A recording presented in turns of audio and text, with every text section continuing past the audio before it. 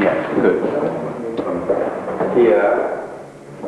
Here he traps my arm, right?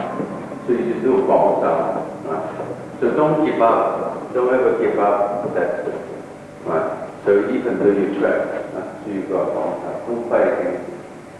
He won the fair lady, and he vanquished the vampires. Or did he?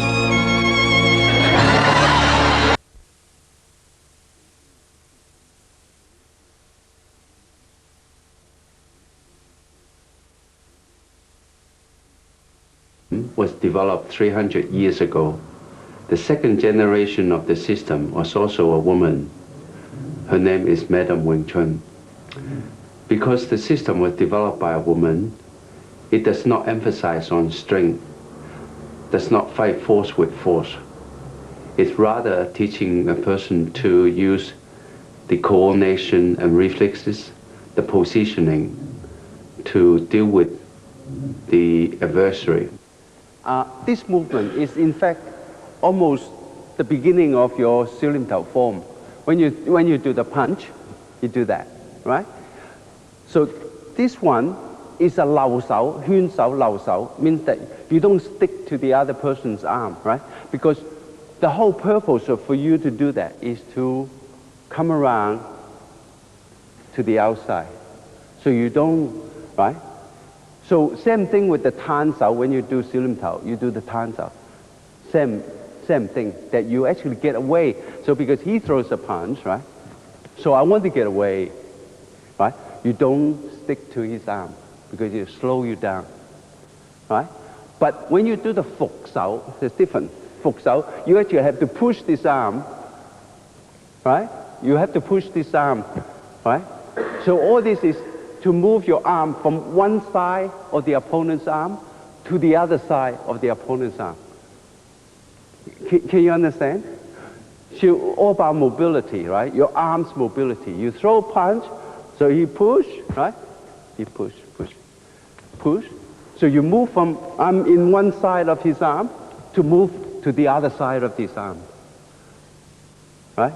Mobility to move, right? Okay? Same thing when you do the tan sao, you want to go to the other side, same thing, that you don't stick to it, right? You go away from it, right? So let's try this one first, right? Right? Try, right? So to avoid, and then also you cover the elbow when you come around. Then you control this elbow. You're back in a very good position, right? So you go from here, punch, hyun sao, hyun gyeok, right? Same time, punch, hyun sao, hyun gyeok, right? Right? Punch, right? Now I notice some of you are moving on your heels, landing on your heels. Don't land on your heels. Land on the ball of the foot, right? Punch. Then you are very free. Once you start landing on your heel, you're very flat-footed, right? So punch, right? So you go from here, right? Right, okay? All right. We're going to show you how to defend against the pin, right? Okay?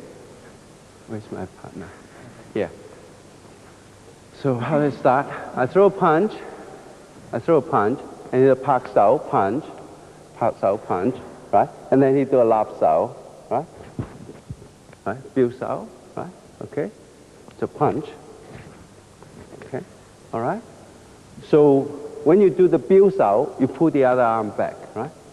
So punch, oops. He's changing his movement.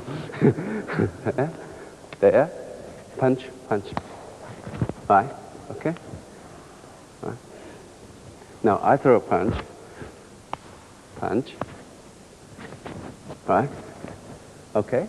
So when you're being pinned here, you do a biu sao and pull the other arm back, but don't pull too far.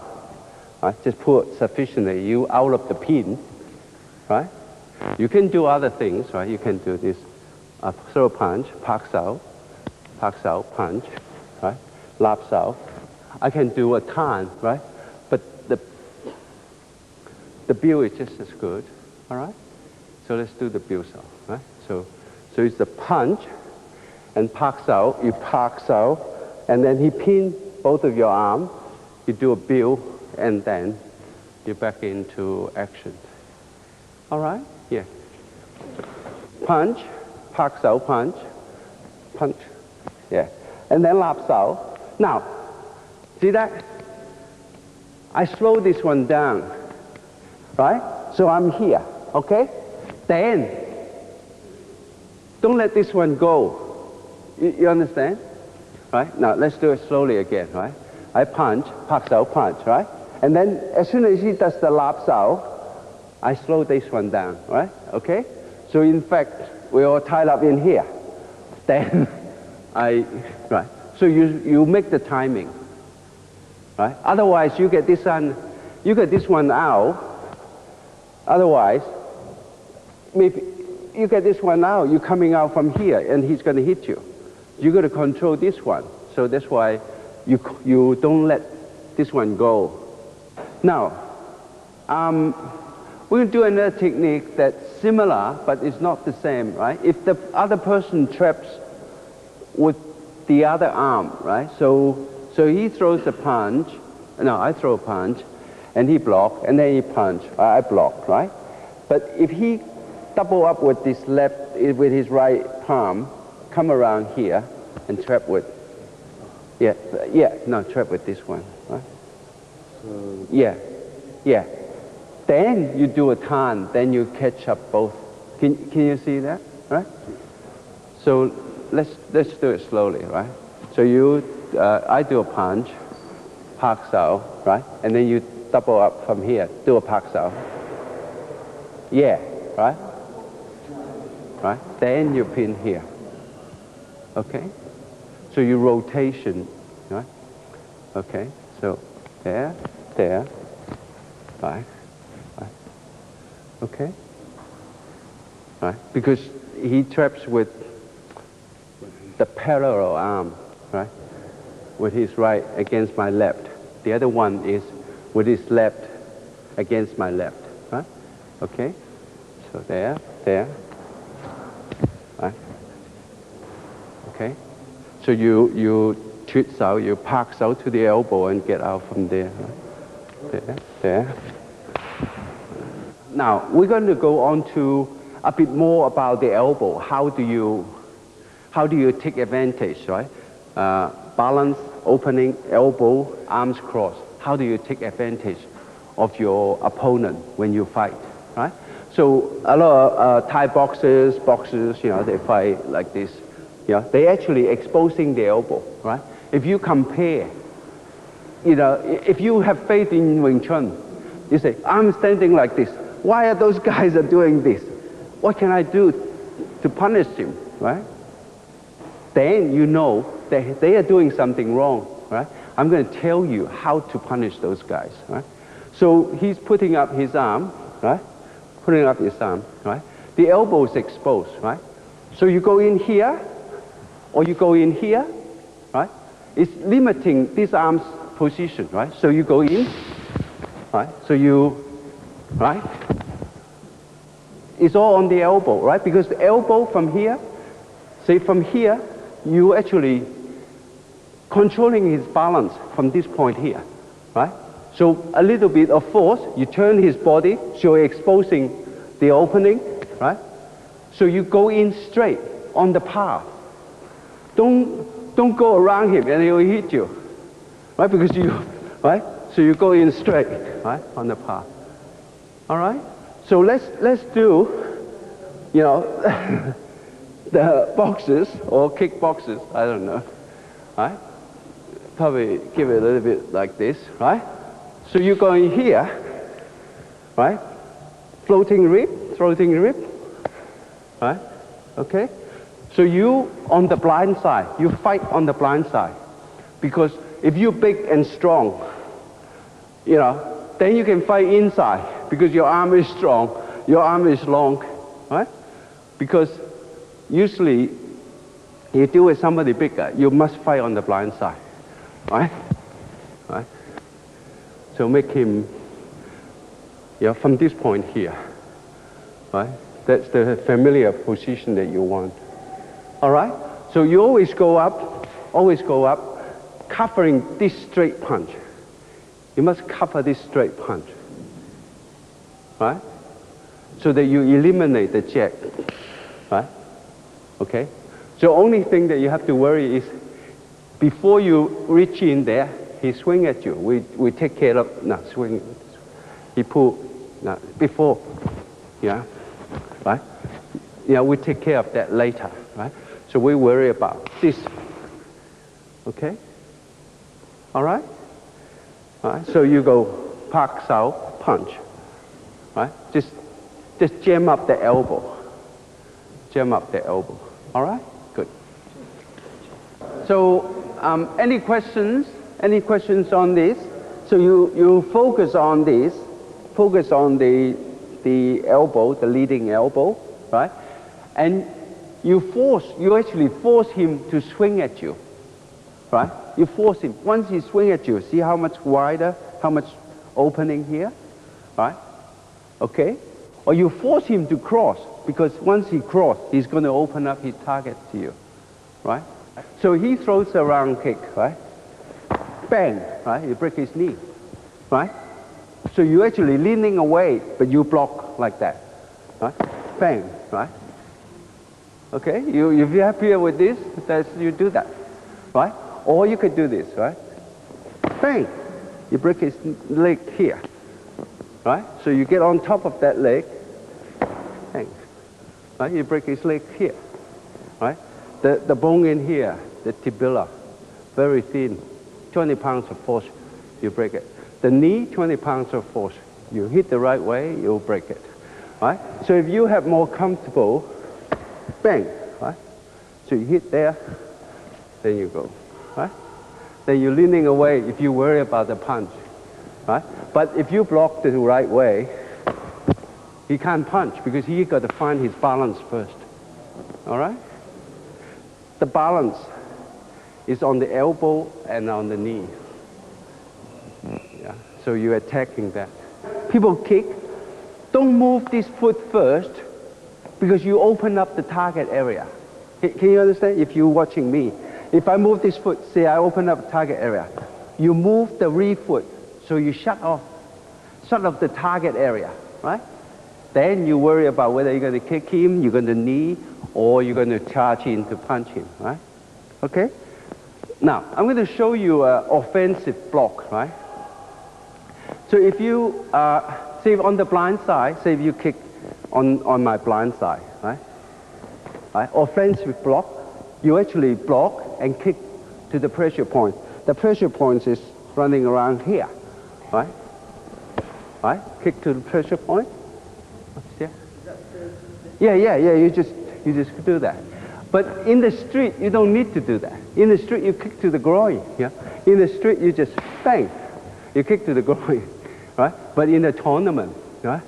In the tournament, bang, right? Then you kick to the pressure point, all right? So you just turn, face the point of contact, right? Bang, okay? Yeah, all right? Right along, from the knee, right along to here, all pressure points, all right? So you just, when you practice, you just, right? Don't stretch up your arm, right? Bend your elbow, right? Right?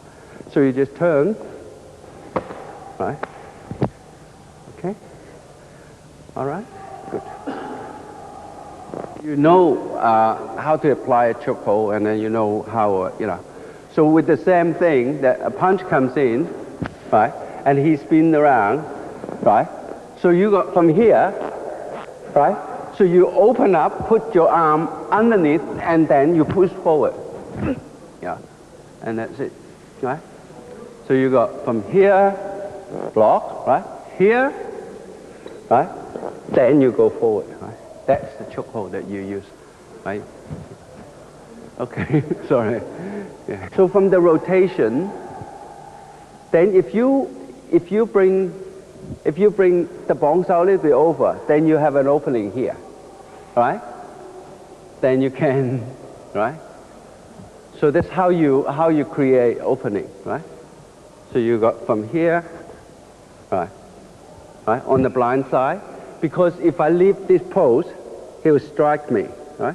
But because I step across, so it's still all right, then I'll just cover around here, right? Okay, right, there, right, okay, right. So you sort of, you feel if his concentration is not there. You bring the bong sao a little bit over, and then you see the elbow here, you just pin the elbow, you push the elbow over that way, you step over this way, then you have an opening, right? So, and then I'm going to show you the counter for this. Which hands do they give the technique with? Foot sao hand? Yeah. Right, right. Hand underneath, yeah. Or on the other hand, if I can push this over, push the floor, right? Yeah. So usually people would do it with here, right? Yeah. But let's not confuse them. Let's just concentrate on this one. Okay, the foot sao hand. Yeah. Right? So just bring the bong sao over, and then you have an opening here. Yeah. Okay? Yeah. Right? So it's on the elbow, right? So you got from here, right? Right? Then you jam up everything. You already got an opening here, you got an opening there, right? So you got from here, right? So from here, tan and pak at the same time. The pak on the elbow, tan on the arm, because he apply pressure here, right? Maybe I turn around so people can see better from there. Okay? So from here, right, tan, right? Then you have an opening here, all right? It's all on the elbow, right? So as soon as he grabs, he pushes here, you rotate, right? Rotate, right? Rotate, and then you have an opening here, all right? Good. Another way to deal with it is actually the bong sao is this one. Is the other arm, not the arm that he does. Because once he control your elbow, you can't use the bong sao, because bong sao, you require your elbow to lift it, right? So you can do this, right? So you got from here, right? You can do a bong sao from here, right? Bong sao using the other arm, opposite arm. All right? Is it clear? Right? Now, I just want to show you another technique that are very useful. A lot of times that people will come in, elbow, and then a punch, and then a punch. Very annoying, right? So what you do is, right? So he comes in, he grabs this arm, right? You just step back. Right? Distance, all about distance. That's why you must train your eyes. Your eye is going to give you the right distance. Tell you, hey, you're too short, you must, right? So you go from here, right? Distance, and then you get out from there, right? Cover the elbow, right? Your elbow always in the center, then it would be very powerful, right? Okay, all right? So just move back, right? Cover the elbow, and then get out of the grip, right? You have no problem getting out of this grip because the door's here, right? The door's here. Right. Grip. All right? Okay, good, huh? Beauty is to train the practitioner to use the finger and use the internal energy. So when it's on point of contact, the wrist will be pivot, either downward or upward or sideways. Beauty also uses the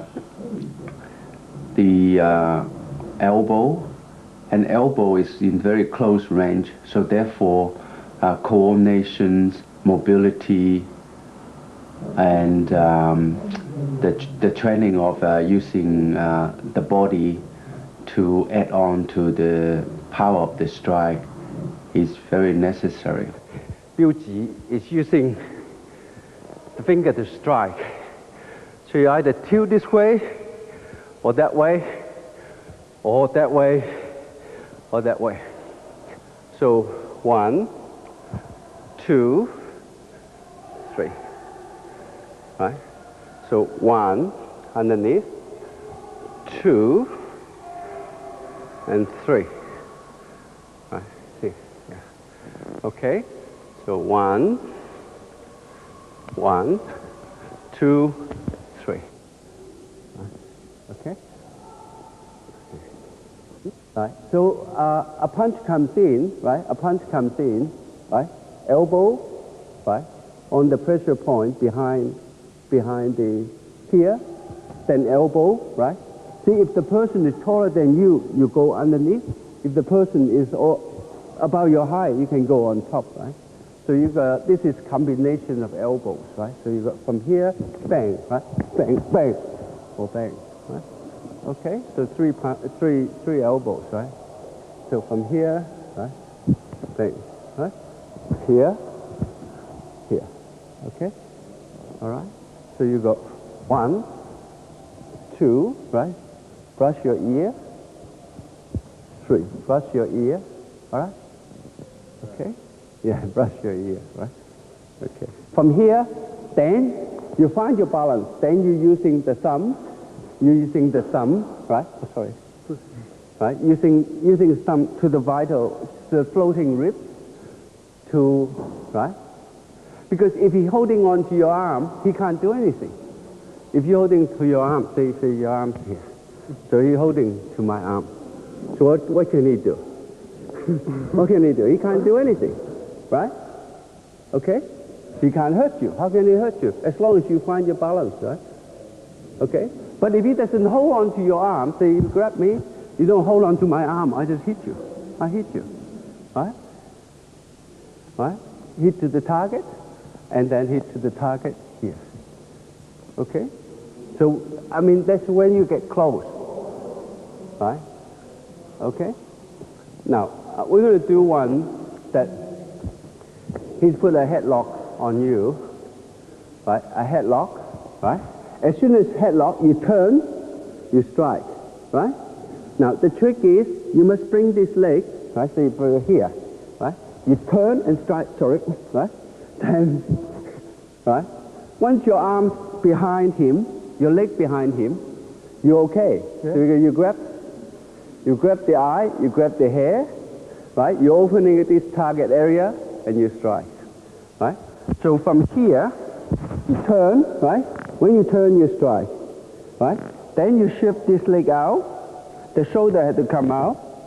Shoulder had to come out, right? Here. Okay? So the trick is find your balance. Bring your leg back, right? But before you do that, you turn and hit. And then you shift the leg, and then you hit. Okay? Yeah, thanks. So if they drag you off balance, right? You got to find your balance first, right? Say if I was dragged off balance. So what you do is you find your balance first, then you get out, right? Right? If you're off balance.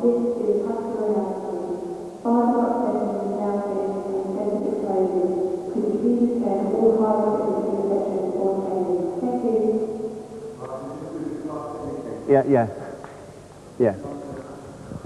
So you lost balance, right? So you push yourself, find your balance first, turn, right? Underneath the arm or over the arm, shift away, right? Now if that person is very tall, you can't reach him, you reach him from underneath, right? So you got either on, right? You can go for the eye, right? But the throw here, one hit, that's all it needs, all it takes, one hit, right? Right? If you happen to hit somebody here, he's knocked out. Usually you probably break his throat throat. Break is air pipe. So you have to cut a hole, put a straw there in the hospital, and then they can, yeah. Otherwise, he will suffocate it. Right? You don't want to kill somebody, but you want to get away. Right? So if the windpipe's broken, that means you can't breathe, right? So you cut a hole here, put a straw there, or make sure the hole is exposed. Then, yeah, you get him sewed up. But, well, I mean, if you have to defend yourself for your life, for your family's life, you have to do it, you have to do it. Right? But in here, one blow, and that's it. Right? Okay. We almost come to the end of this seminar, and I just want to ask you anything that you want to, just revise or something, and so that you remember the eyes exercise, yeah? How fast? Just as fast as anybody. I did with the MIT, the Harvard University. I did a test there with the Gay Laboratory, and I did 8.3 punches per second. Right?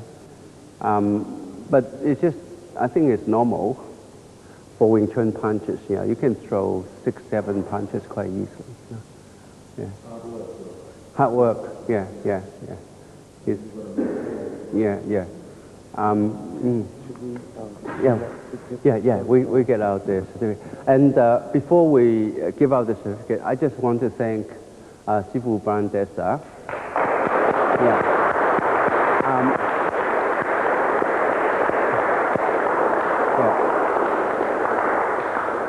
See, I think you're very lucky to have such a dedicated Sifu and care about you, and also keep poking and pointing fingers to you, keep your standard up, right? And your standard is just as high as, if not higher, it's just as high anywhere else I've been. And I'm really proud of you, and I'm really proud of your Sifu. Yeah.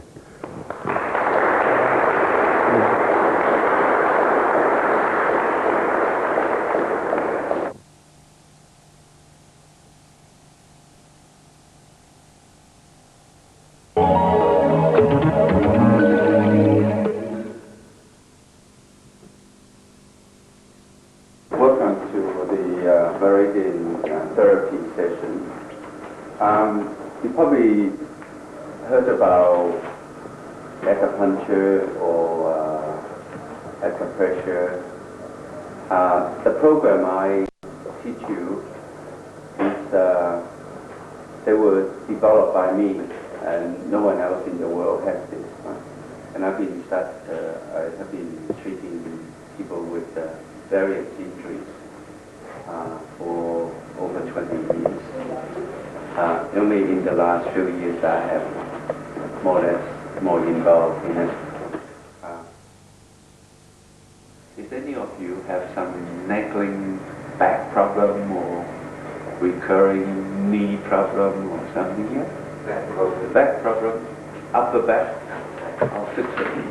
But, I mean, it's no fun in talking. I'm a doer. No point in talking. No, don't leave your shirt off.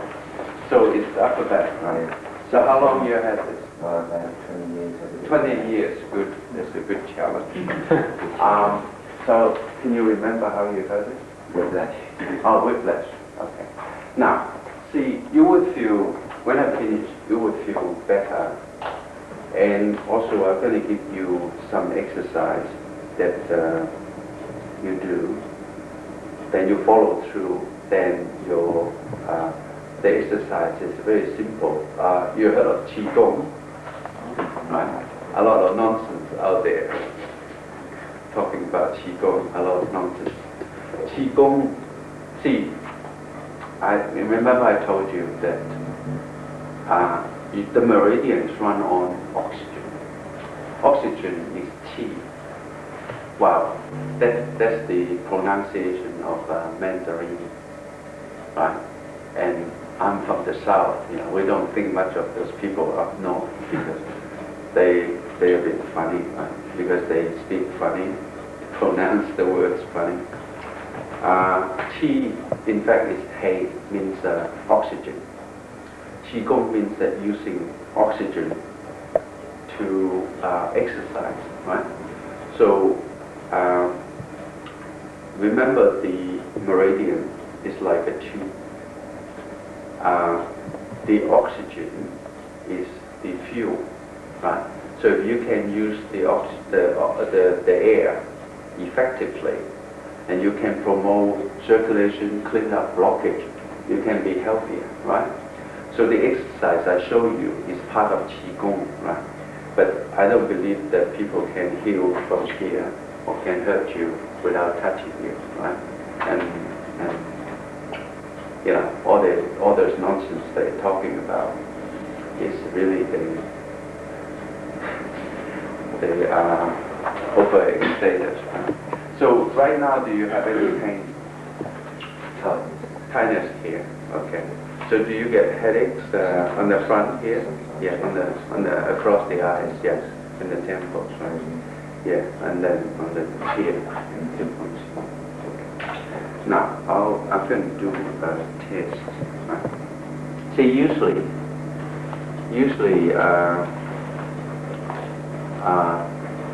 when they have the back problem, this point behind the, I'll show you where it is, behind the calf is very sensitive, right?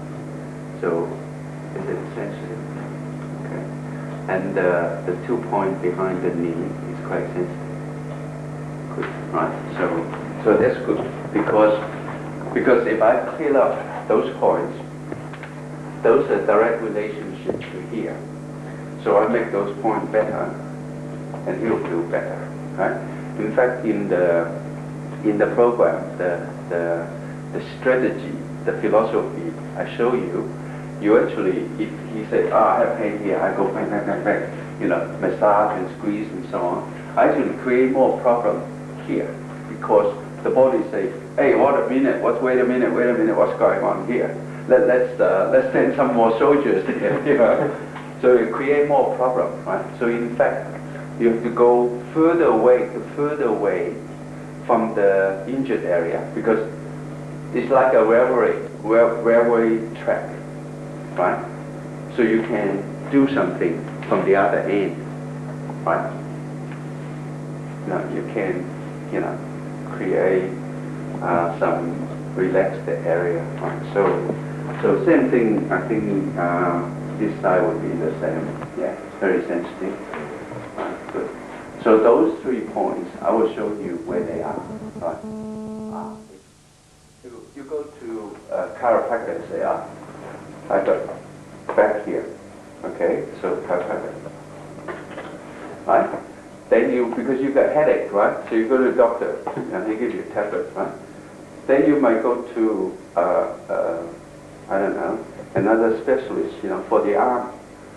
So they all link up together. All these symptoms. It's all because from the whiplash 20 years ago, that's not looked after properly. So it just spread. You look at the diagram. Look at this diagram, right?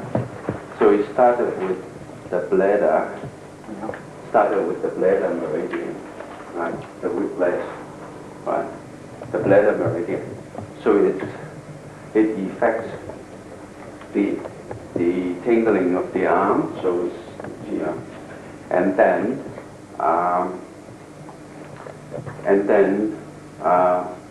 eventually it affects the gallbladder, somehow, probably, so it's all these are very, right. Okay.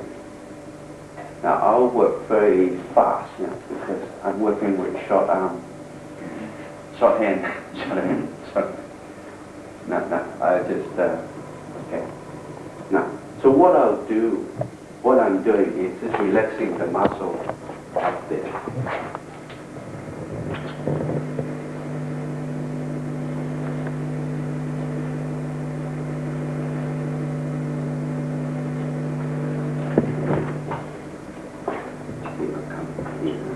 So I just relaxed some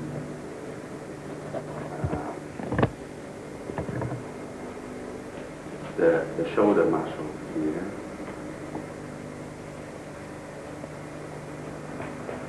So you all going to learn this anyway. So don't worry. Okay.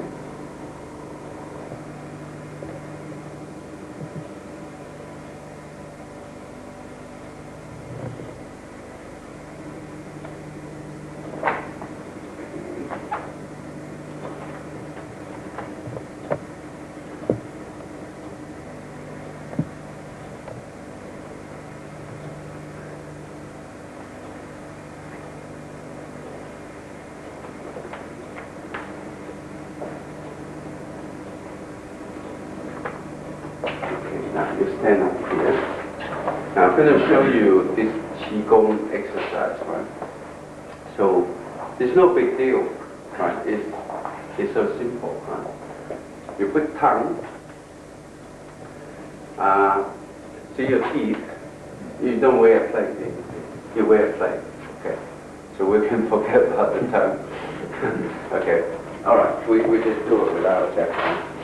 Okay. Now, you stay there, arms here, and then you just rotate, right? But, see, you do need, see, whenever you do exercise, right, that you're trying to line up your vertebrae so that the energy flows better. So we need 20 times. Okay. Right. So if you look at the person, whether he's healthy or not, you can see if he walks along like this. Right. Well, but straight. Right. Yes. 20 times, and then we'll do the other stuff. 20 times.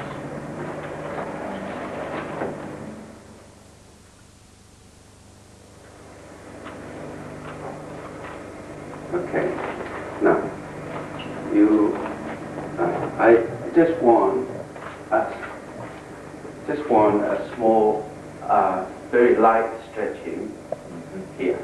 Just very, very light. 20 seconds.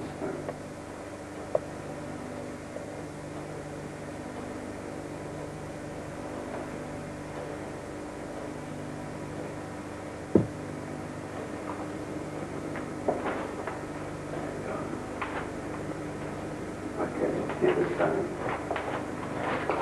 Wait, like that. Sure.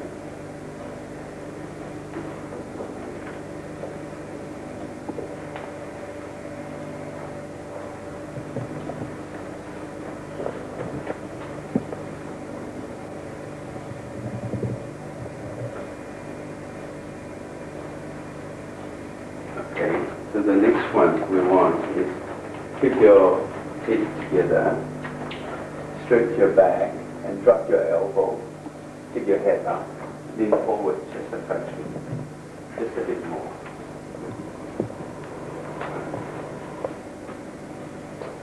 See if you see here, that's where the main problem is.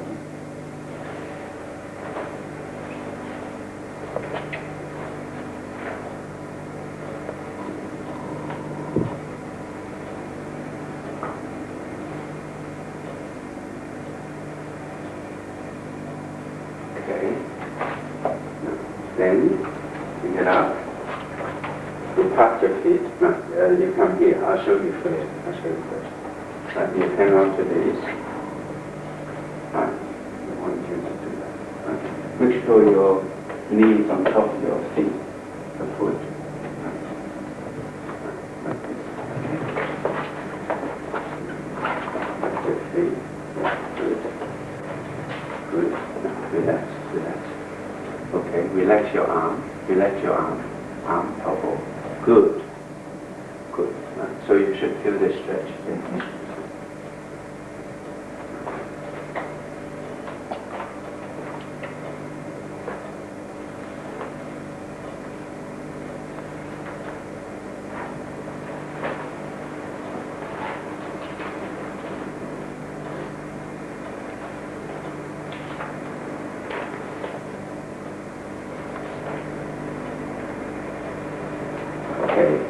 Stand up. So we roll 2 times and back 2 times. Okay, put your hip here. Pick up your knee on that side. Okay. Now, I want you to put your hand. I want to wrinkle your bottom. Okay. Bring it up. Yeah. So you move. How do you feel? Looser. Much looser. Good. Right. So strictly speaking, I mean this exercise you do 3 sets, right? But we only did 1 set.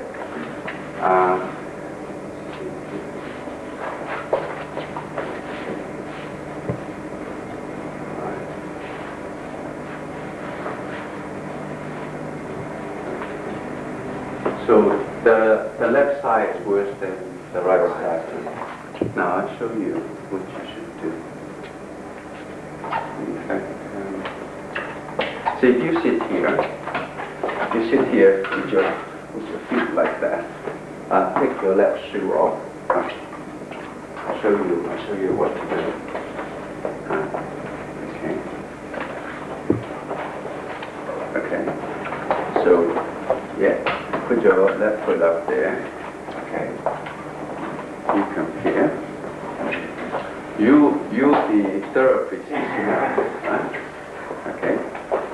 Now, see what I want you to do is to massage right around this angle, right? Just the mid part.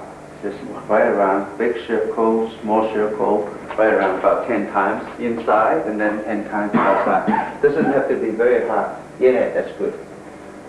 You got the touch, huh? You work with the meat. No, that's not going to be meat. Yeah, that's it. Right, so right around. I mean, it works instantly. Right? This is right. So after 10 times, then we go to the outside 10 times. Huh? Okay, you put your shoes back on. Right.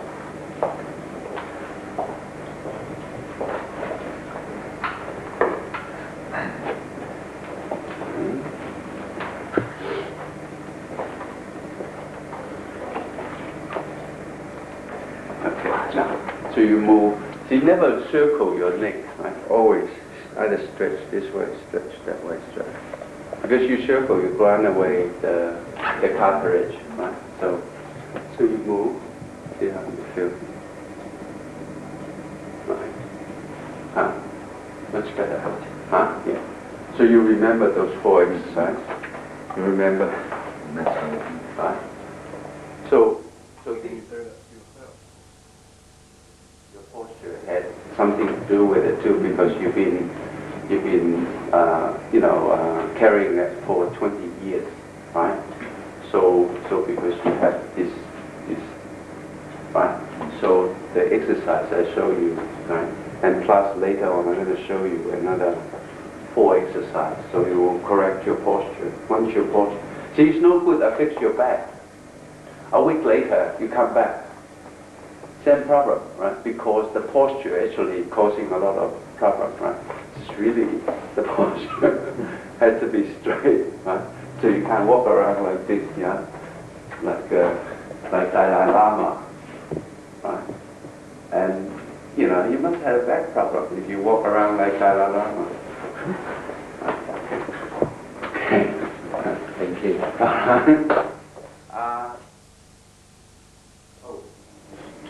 Qigong, right? There's 2 different types of Qigong. One is a static Qigong, means that you don't move. The other one is dynamic Qigong, you move. Right? There's another thing that I want to let you know, that you often heard of Tai Chi and Qigong. Tai Chi and Qigong has no relevance, right? Tai Chi is, so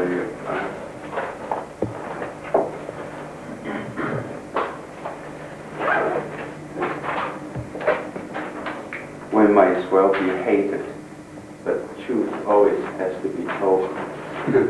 Right? Tai Chi. Okay?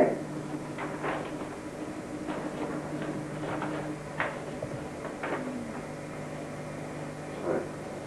I'm writing it because you guys sitting on the other side writing it. The other way. Qi Gong. This word has nothing to do with that word. This word is O2, oxygen. This word is to do with extremes. You know, the yin and yang extremes. Tai Chi and Qi Gong. Right. So when somebody, maybe. Yeah. Right? But in Cantonese, right? In Mandarin it's Tai Chi, Qi Gong. In Cantonese, where I grew up, Tai He Gong is two different things. It's like a palm and a fish. Right? Like an English palm and a fish. It's two different things. Right? But the wrist on this point here, outside the wrist, this point here, is L9. Large intestine, lung 9, L9, the 9th point of the lung meridian, L9. And then in the middle, here, in the middle, is CS7, circular sex, the 7th point of the circular sex meridian. And then on here is H7, the 7th point of the heart. Okay. Then you come up here on the wrist, on the elbow. See the crease here. The inside, H3, so right on the line here, on the corner, H3, should be quite sensitive. Okay. And in the middle, just above the line here, in the middle, is CS3. Right. It's above the line.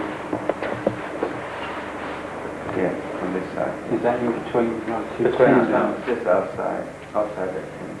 Outside? Yeah. Yeah. So, R3, CS3. Yeah. R3, CS3. And then the other 5, L5, the lung 5. Okay. Alright. You help him? Okay.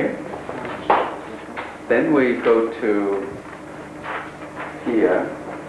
You put your hand on the outside.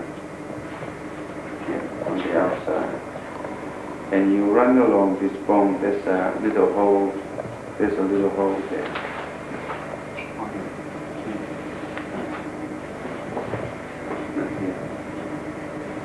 On the outside.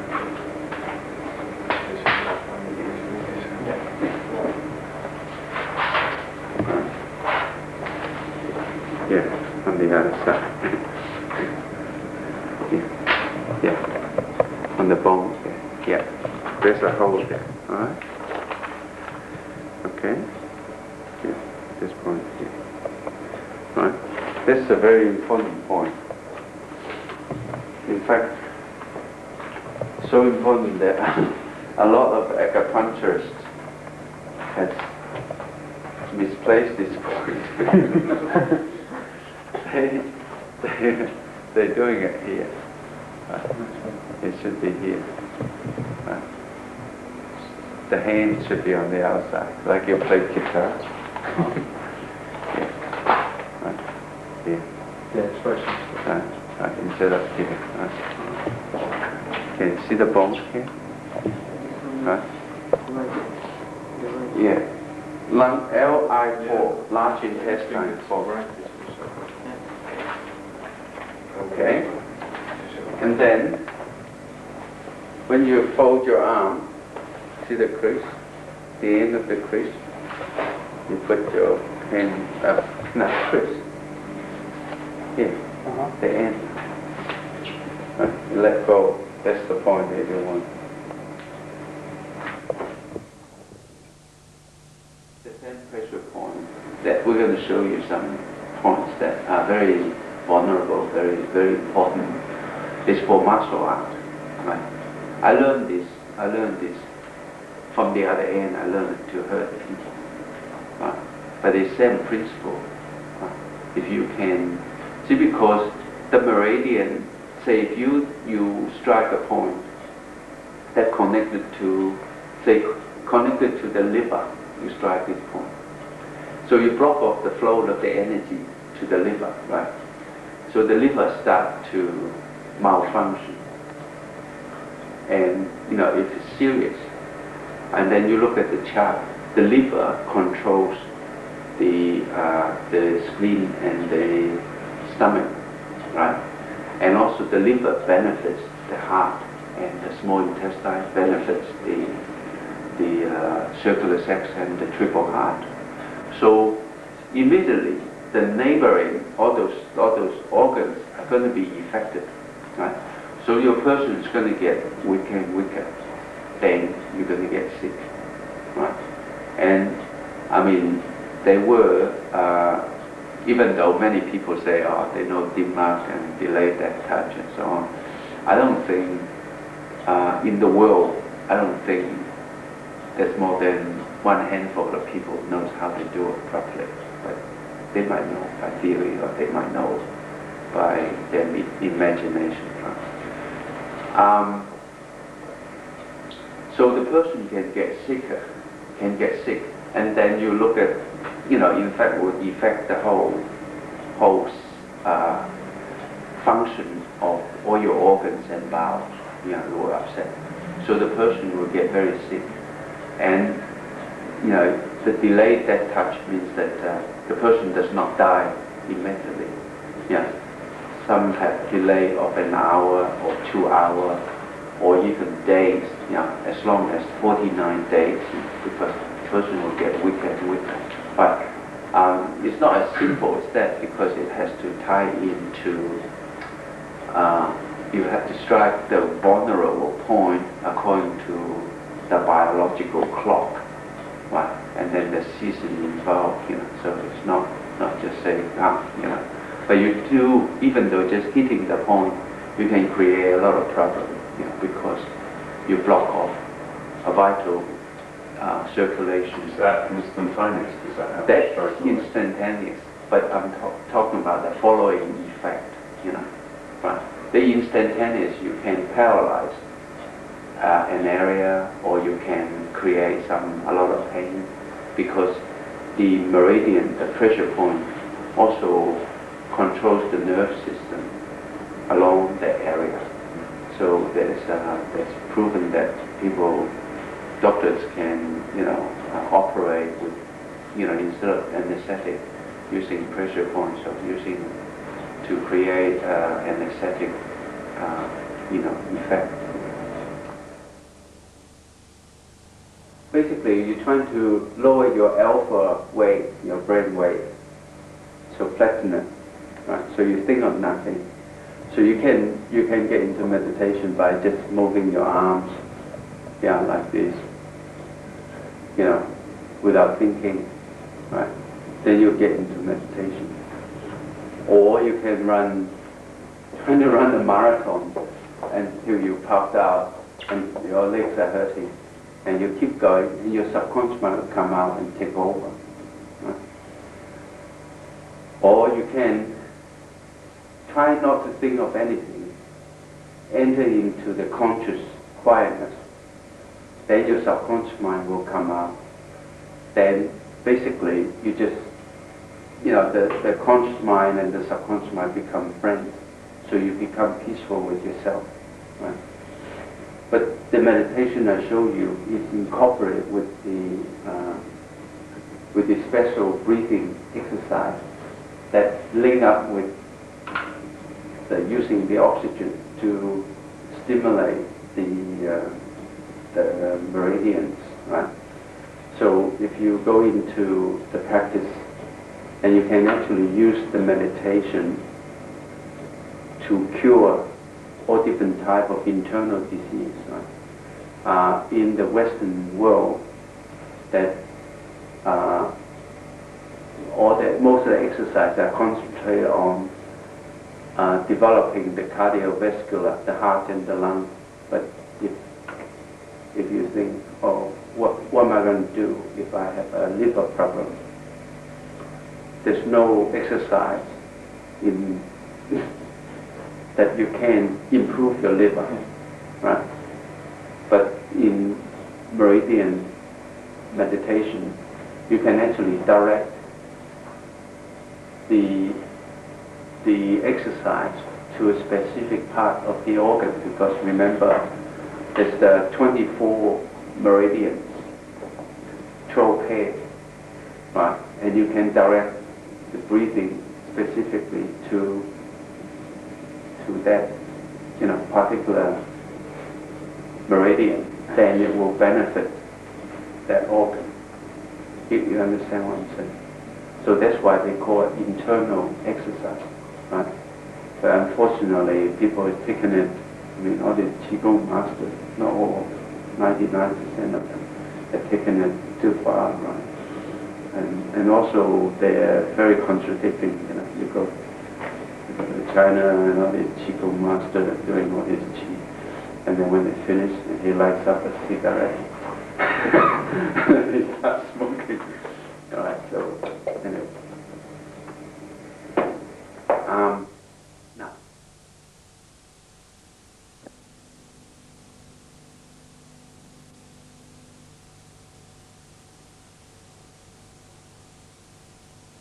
You see this one tilted, then straight away you apply it, right?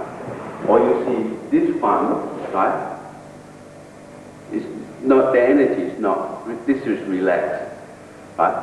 Then you do this, right? So you come to the blind side here, right? Then you can hit, you can elbow, you can strike, you can rub down.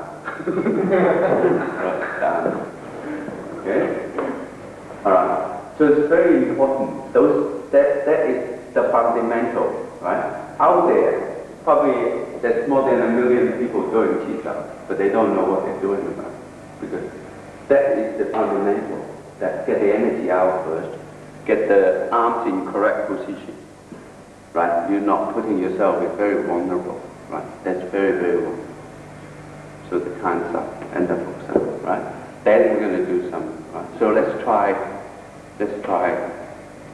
that first, and then we're going to try some techniques. Okay?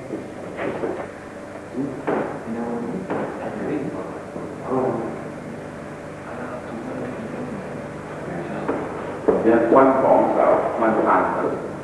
Okay? Okay? Okay?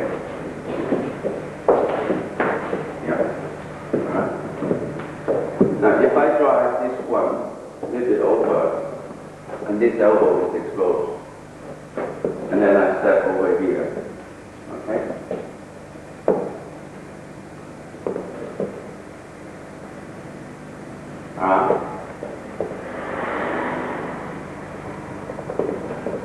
Alright.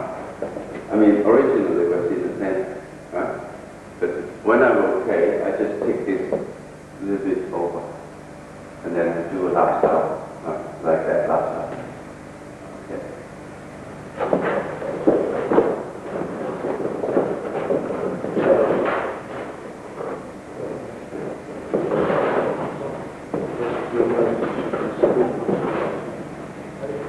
You have to go on.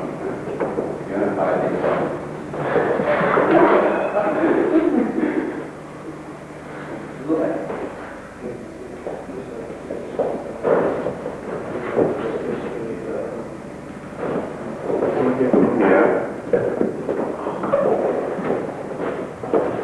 So he comes in, right?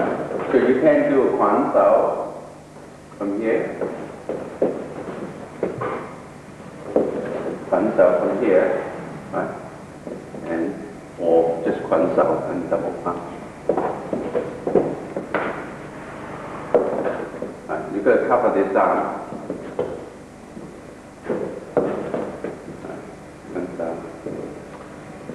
You're already in the defense.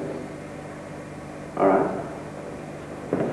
So the Quan Sao is from here, up here, your arm, Quan Sao.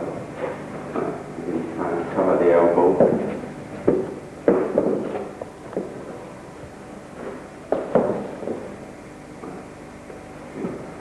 So make sure this Quan Sao at least covering one arm. You could miss this, that's fine. Covering this one, so at least one arm. So from here.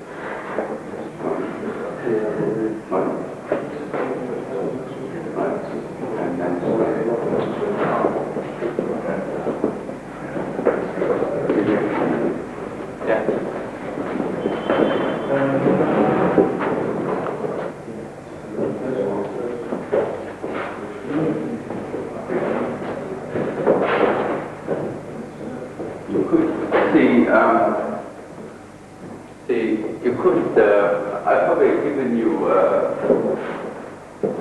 more complicated technique than you ought to, right? Because basically, the laps out here, you have to cover this, right? Okay? So each time, you can actually come in this way, or you can come in the other way. It doesn't really matter as long as this hand can follow.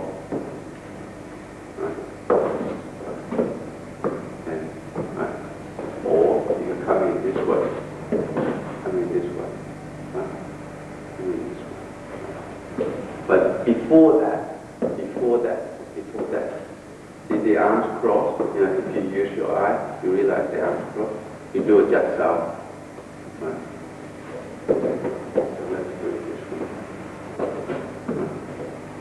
Right, before the last step.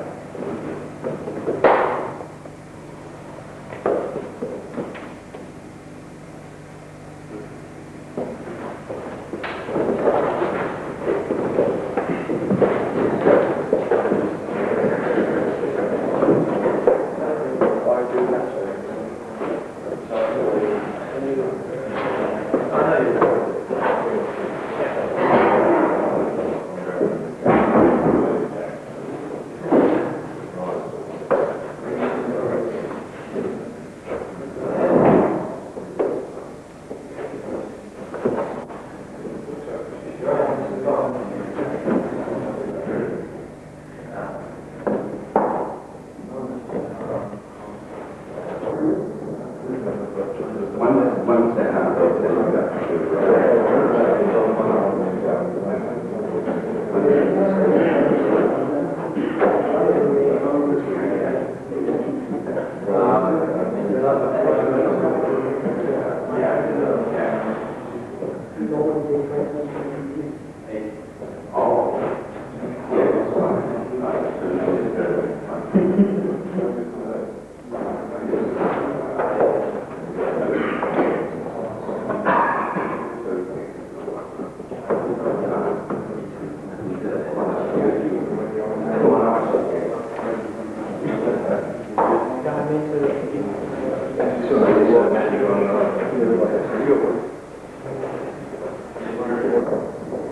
stepping forward and stride.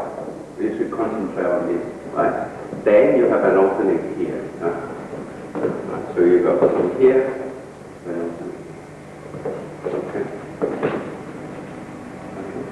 Concentrate on thrusting this one, then you have an opening here. Right? Then I'll show you how to counter that. That is hard to defend. Not many people know how to defend it. Because the distance, a lot of people, their hooks are not working as well. So not enough elbow behind it, not enough. They call the gain, the energy behind it. Right? So it's very hard to defend, right? And you have an opening. Right? So if you go in after the stride, he already turned, then you can take this across, arms across.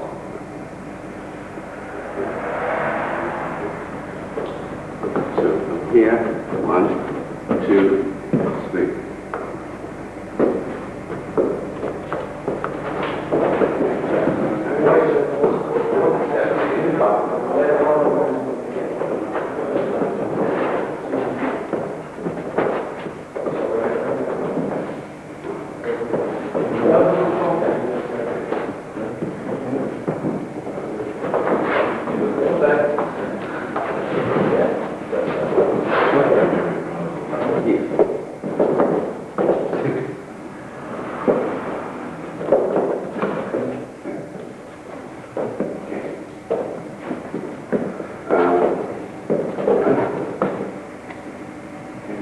So the when the or can do a field, but I didn't want to do field because somebody really got the eye jetted out.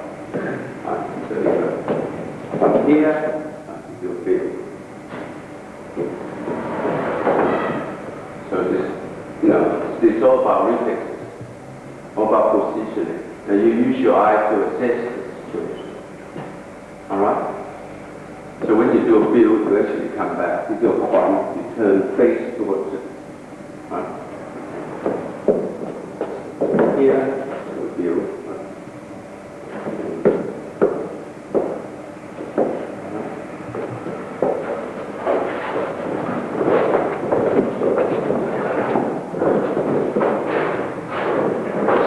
Yeah, because I didn't let this one go. Because his arm didn't go here. Check with this one.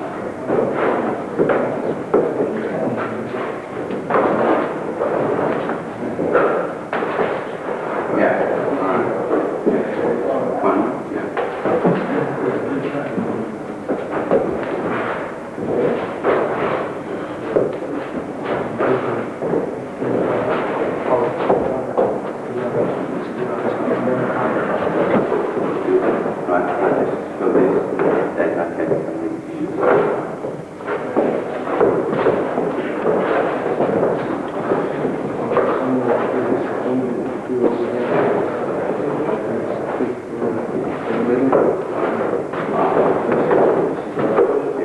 Yeah, you go back this way. Because once he turns you come back too slow to the punch, right? And that's why you do the view, and you're actually stepping out. So he's turning. you've got to use that thing.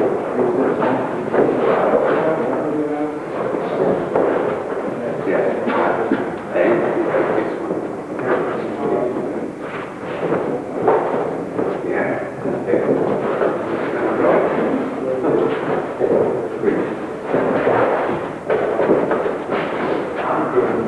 And last time.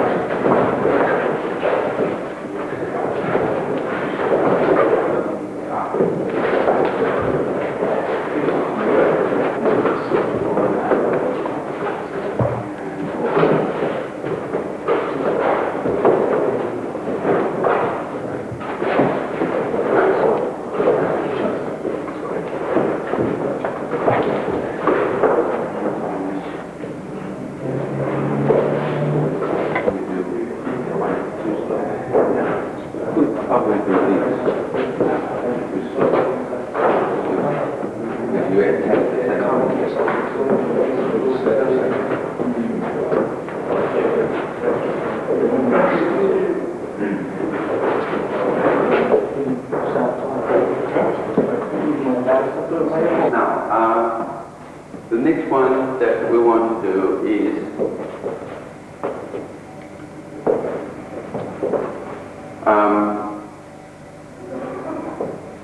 see if I bring this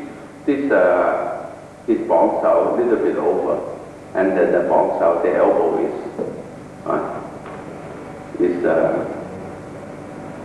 is exposed. Right?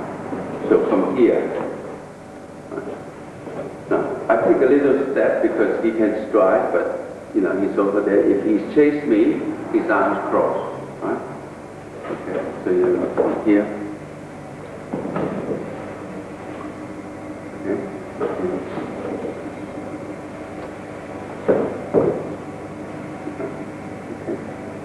Right. See, even though my stance is very open, but because you're controlling the elbow, he can't kick. Right.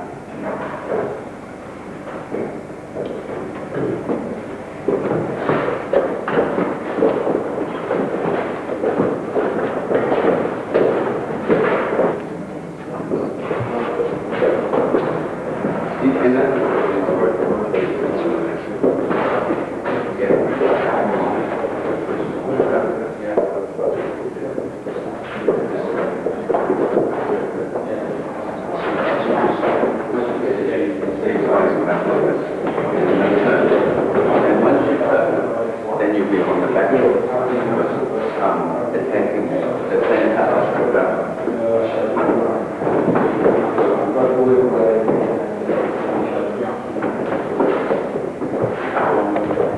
To do the counter, right? So from here, it comes in here, right? See here. Okay? See the arms crossed here? Okay? And then you pin him there. Okay?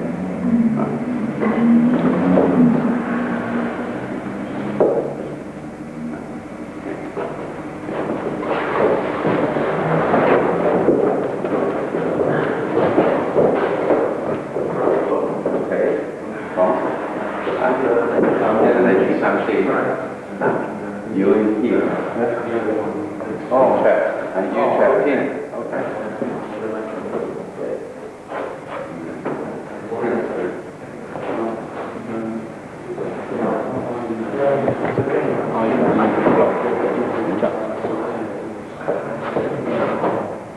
Yeah, good. Here he traps my arm, right? So you just do a bounce out, right? So don't give up. Don't ever give up that, right? So even though you trap, right? So you got a bounce out. Don't fight against it.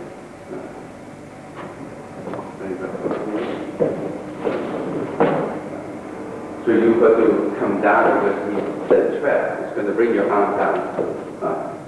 You come down and then come back up again. So don't fight against it, then you will hurt the shoulder. So you got from here. You do both sides. Yeah. Oh, yeah. Thanks. Okay. You don't need to fight with it. that feels out, and then you get out. So there's lots of ways to get out. Learn how to react.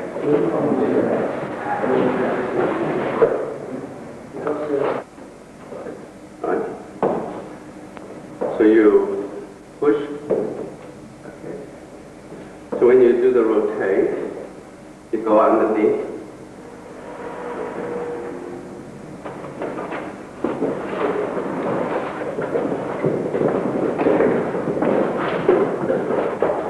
Then balance this foot. Okay. The other foot. Open up this plate. Okay. So then the hands on the bottom.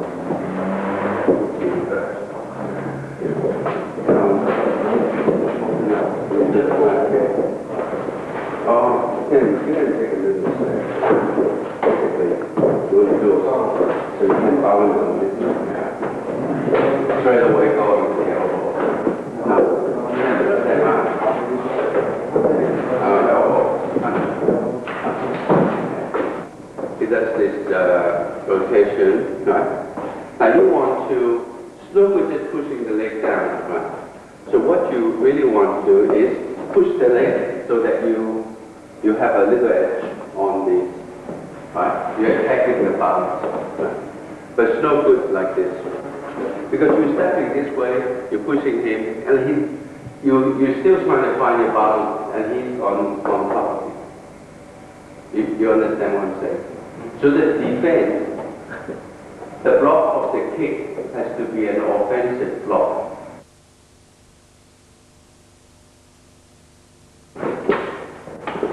Right. So when he does the technique, tuck down. Right. Don't let go of his hand. See that? Right. Still be yourself. Right. Okay.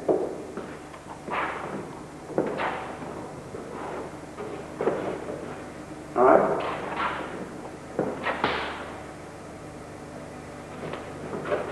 Right. So you do a build out. You want to show it again? This one. Alright.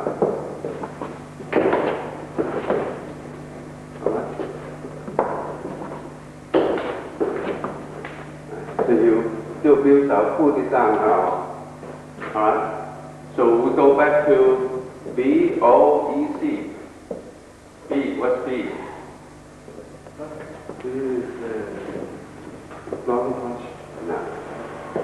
B for balance. You attack the balance, right? O, what's for O? Opening. You attack the opening. E, elbow. You trap the elbow. Right? C, what's C? When the arms cross. B-O-E-C, repeat after me. B-O-E-C. B for balance. O for opening. E for elbow. C for arms cross. Right? So he comes in. Right? So that's the last out here. See if you see from where I see it here. The elbow is exposed, right? So what do? I trap, right? So I punch. Right. And then I come. Okay? All right.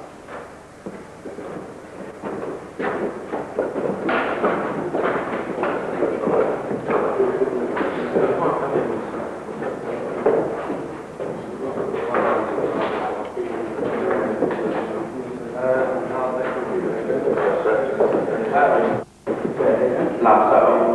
You build out. Yeah, build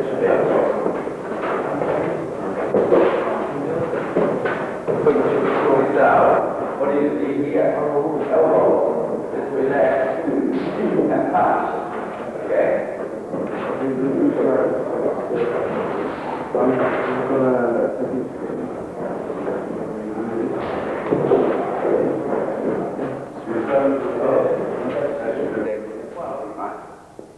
So what do?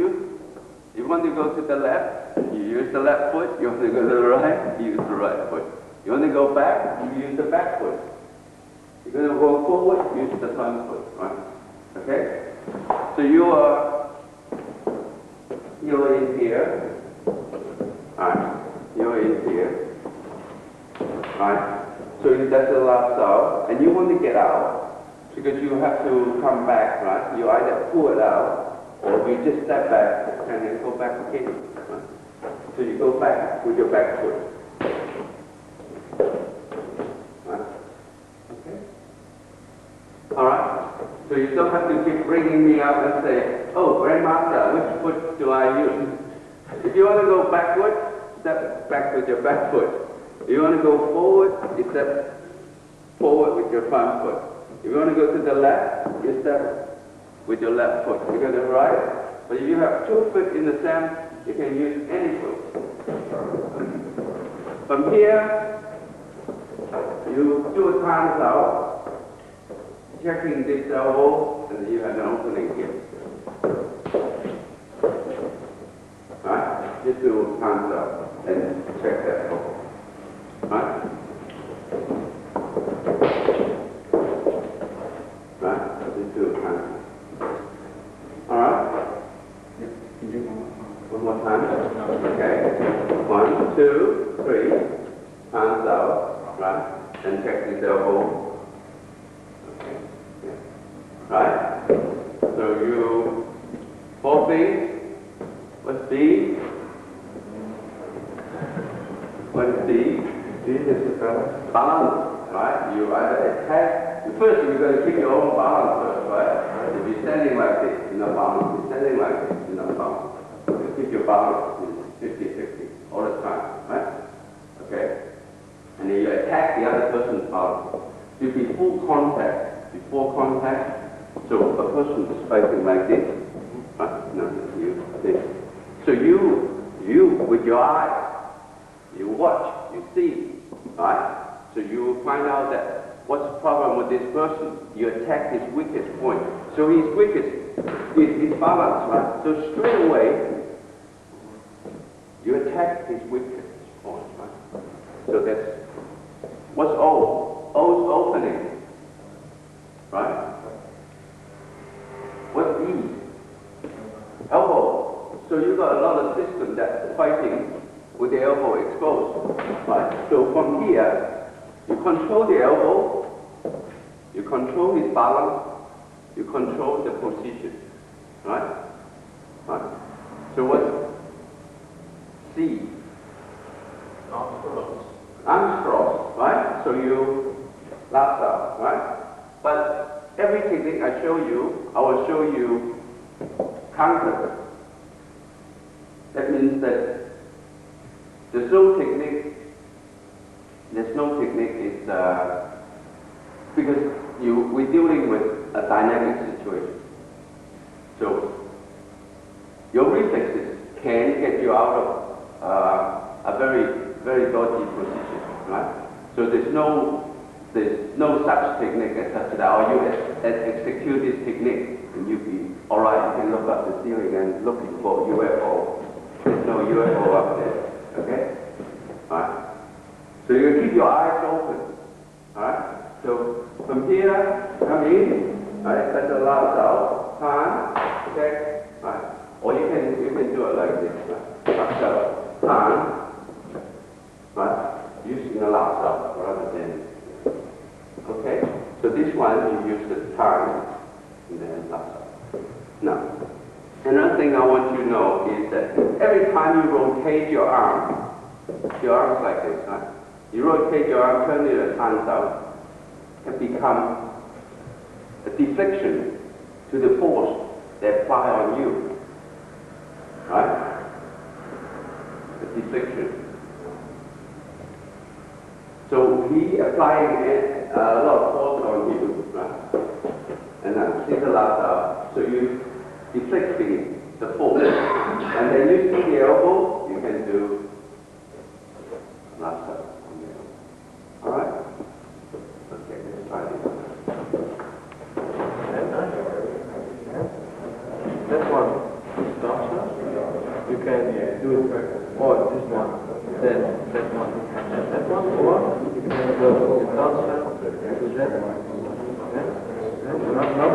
there. Never there. Yeah? No, you're in place, so you can do it.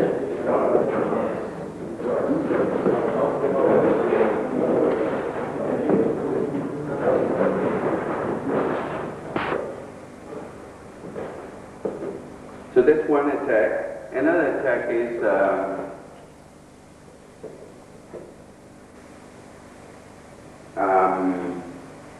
you go in cross arm, right? You go in cross arm, right? So from here, you get close to, you step in, you get close to, right? So you go here. So you get close to the elbow here. So from here, 1, 2, okay?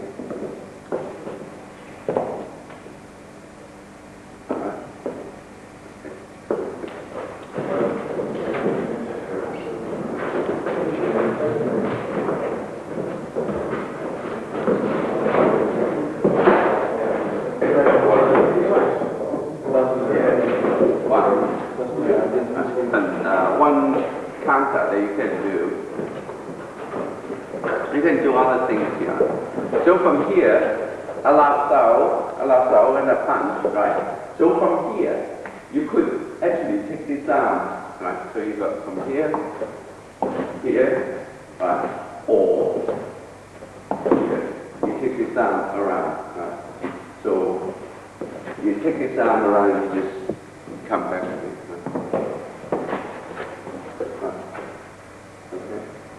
So come back, and then you do a change up. So you have to adopt whichever technique you feel comfortable. Try to master that first. Then you worry about all the other variations. Because there's many techniques. Some of them you might not feel comfortable about it. Doesn't mean that you remember, you put it aside. But you master the one that you can use first, right? Because the test is whether you can use it, right? Then you worry about gradually practice, right? So this is probably a little bit, right? Then you have an opening here.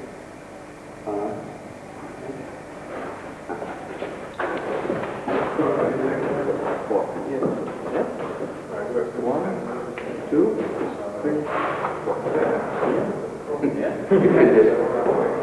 You can just push it up, right? And you worry about it. Not pushing out.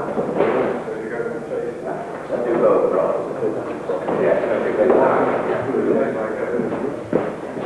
See, when you do a movement, you have to feel. And also, your reflexes from the feel, from the sensitivity, right? So I'll show you from here, right? A lao, the punch, right?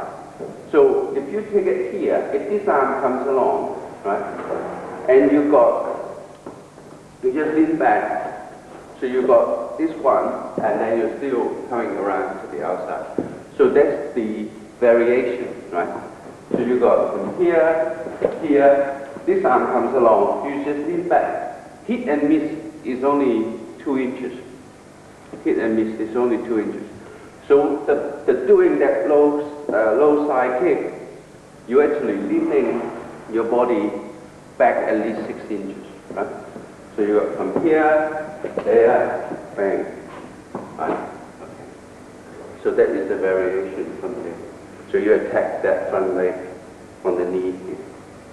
All right? Or before you turn.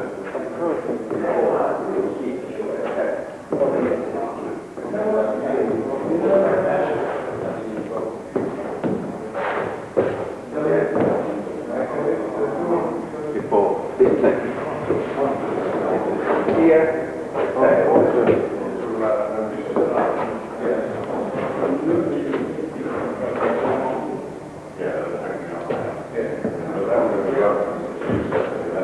You reach to the other side, right?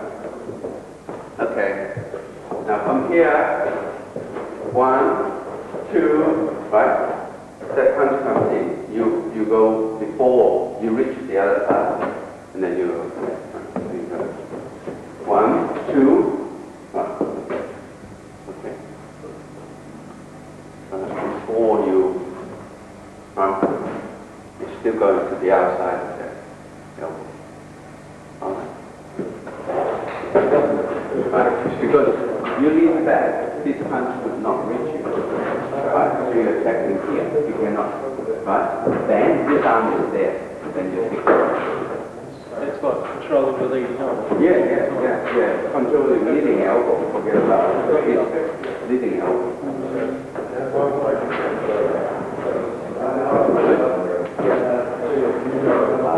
You know, and also if you want to do some also grab. All right.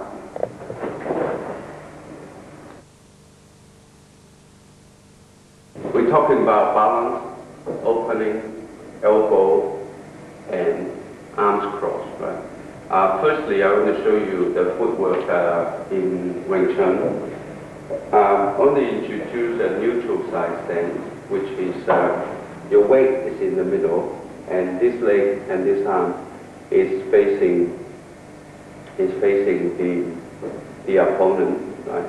This stance looks very open, but in fact it's not, because you're limiting your target area, and also because your weight is evenly distributed, so you can move this way or you can move that way anytime you want. Right? Before, we have a ski instructor here. Before, I think even 2 Olympics ago, the Olympic, what's that event called? They ski, speed skiing.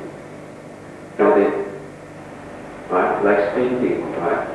And they have skier that's starting in this position or that position or that position. Now, everyone is starting in the neutral stance, right? Because this is the best position for you to kick, for you to pick up your leg. Right? So they are starting in this position. So obviously they must have seen my tape. Right? So we're going to, from here, right, we're going to side step and move forward. Right, side step. You always land on your toes, on the ball of the foot. Don't land on your heel, and you flat footed. Right? So let's move around a few times.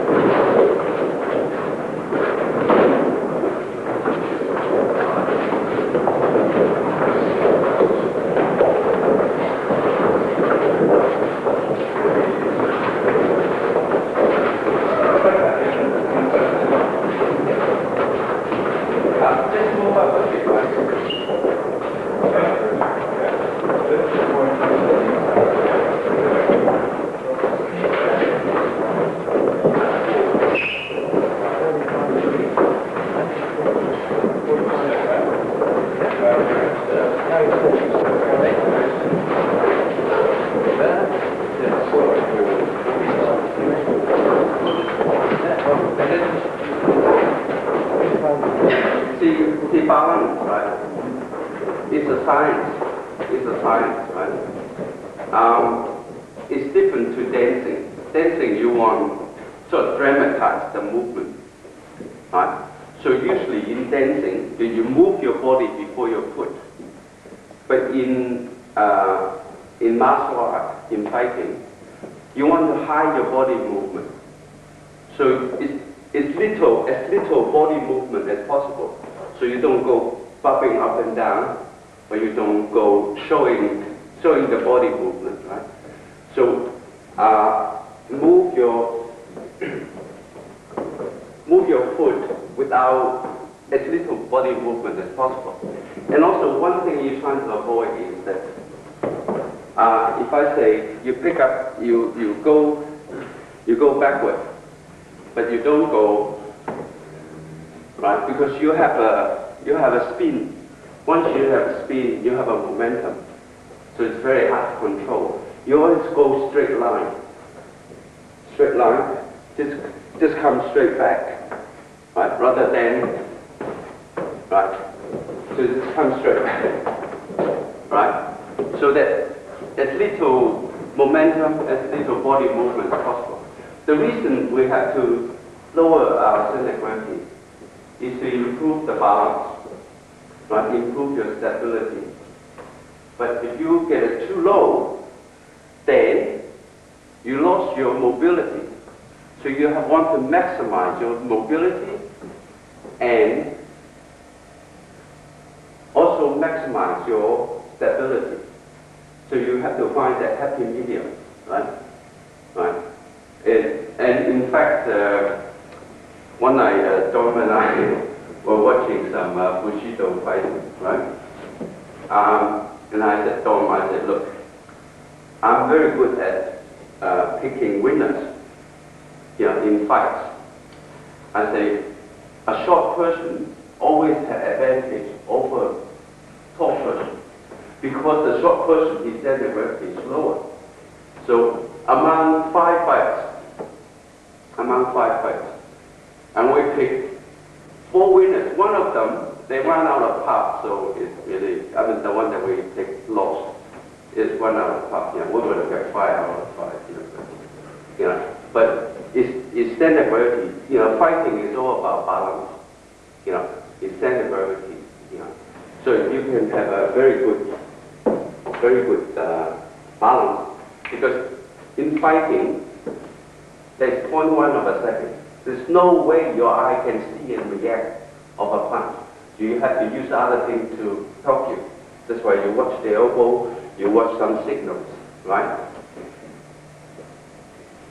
And then when you fight with somebody, you're fighting for 0.01 of a second advantage, right? So once you have a good balance, that means you add up that advantage, and then you will win, because your punch, you land that punch faster, just a 0.01 second faster than the other person.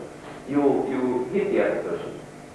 So basically, it's all about balance. So that's why BOEC, balance punch first. Okay.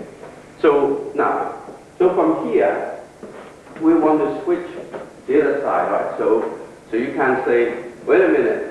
Let me turn around first before you attack me. So you have to also learn that, right?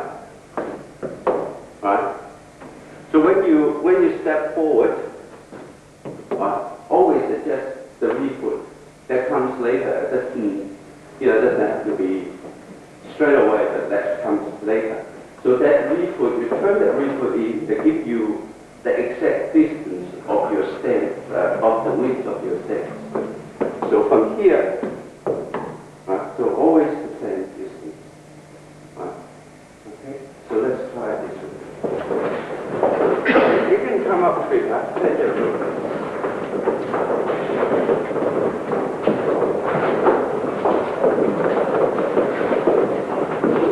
Okay, so we switch the other side. Switch the other side.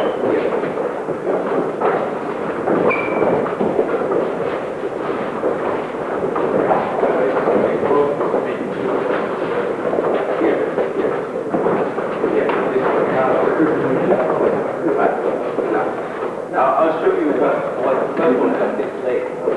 In a moment I'll show you.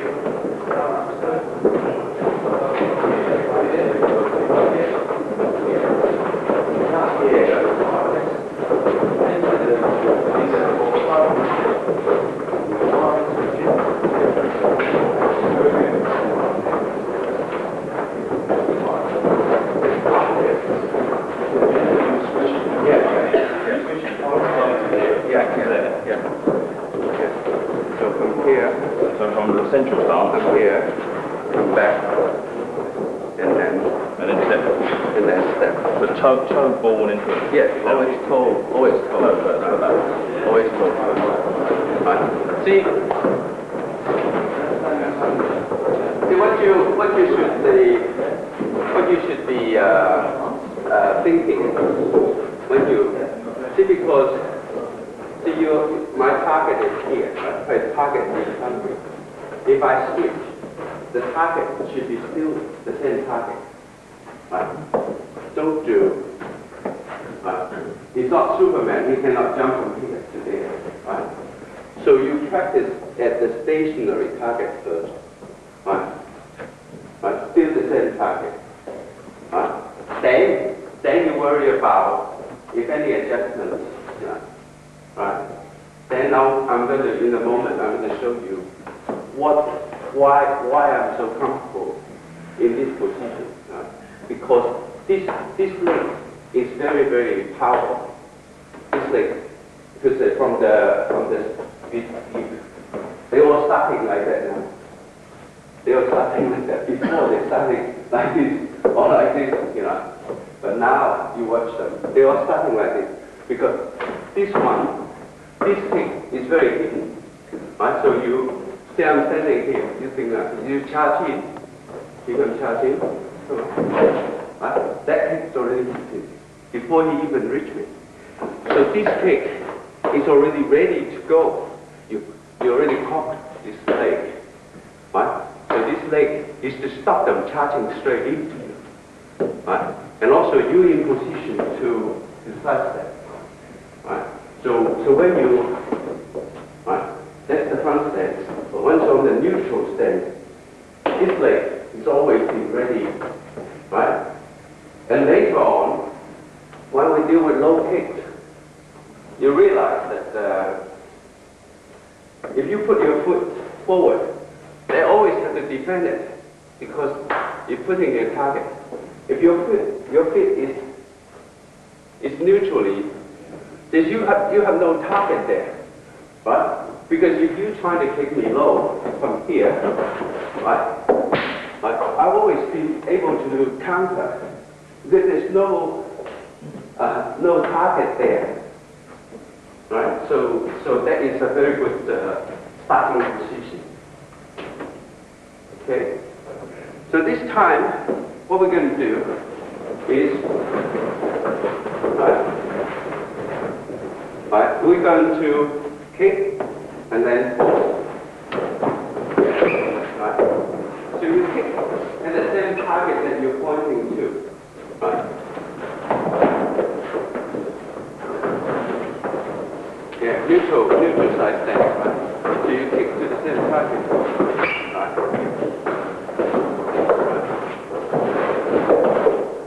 Pick up that.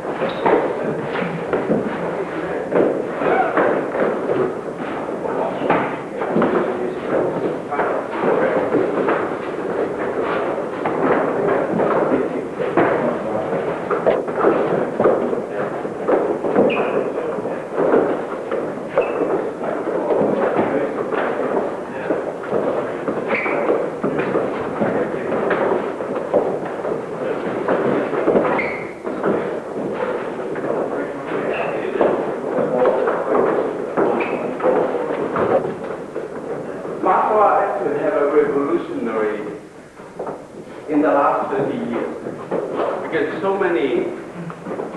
because of the internet or the TV, and there's a lot of different fighters that are getting together, right? So you cast your mind back at when Chuck Norris, 7 years undefeated, world champion of the world. All he did was the spinning crescent kick. Right? So now you do a spinning question trick, you're going to get clobber, right? Because there's nothing surprising anymore. People know how to deal with it. Right? Then you come to spinning back fist. It's knocked out so many good fighters. Right? Because people just don't know how to read it. Right? Bang, you know, all of a sudden, you know, so they get knocked out. Right? But now you do a spinning back fist here, they just, you know, put up their arm and whack you in the back of the head. Right? And then you can the Thai boxes. Right? The low kick. Right? We're going to cover all those things.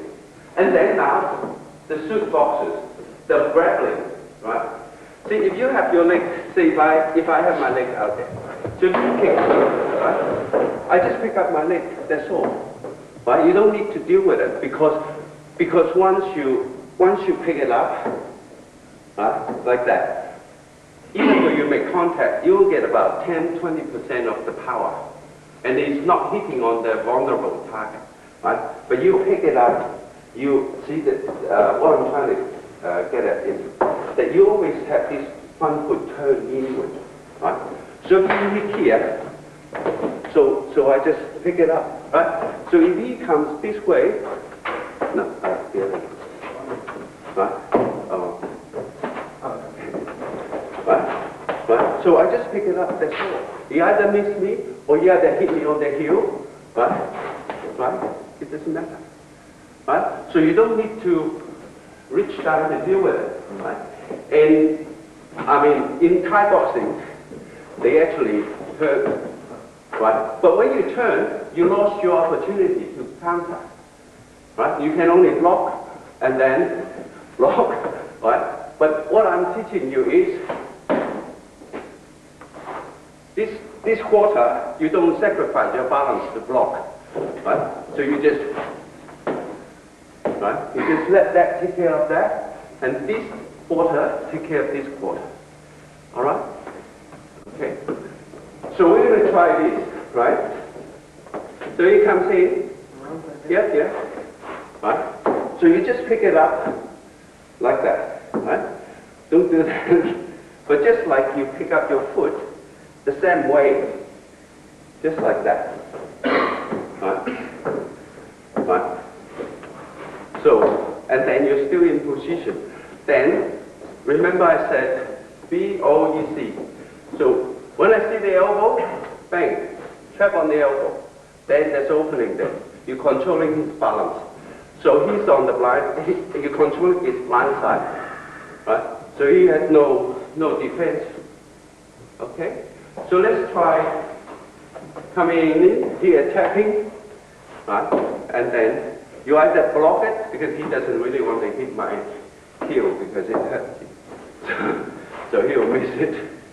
Okay? Alright? So those are like very, very fundamental things. Because one time or the other, you're going to land on the front stand. You must learn how to protect your weakness.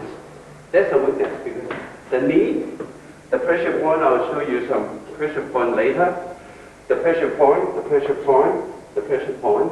You're going to protect those, right? And also, if they kick you on the tibia, you'll break your bone, right? 25 pounds, 30 pounds of force will break that bone. It's very thin, right? So let's get this, right? Balance, right? So you're not losing any confidence first, right? Then we'll worry about attacking technique and so on, right? So let's pair up, grab somebody. Spread out a bit, right? We have plenty of room.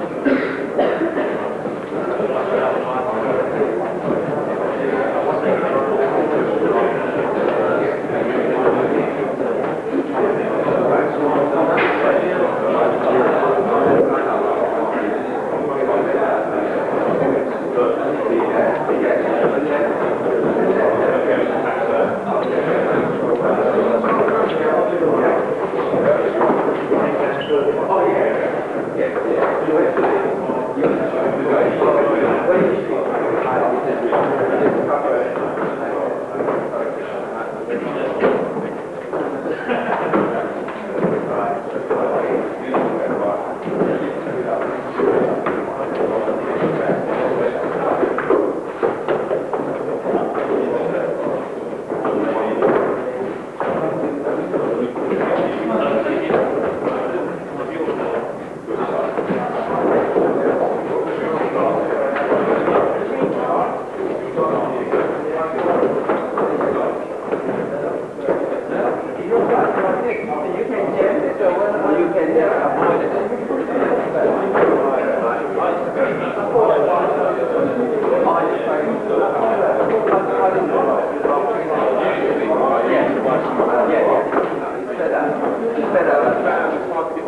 Yeah, because you sacrifice your power, right?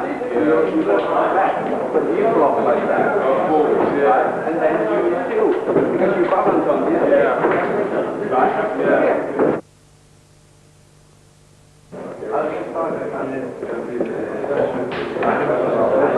See, because you don't have a just right? You don't have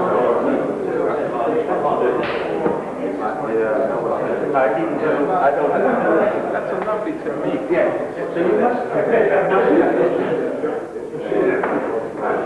this kind of exercise.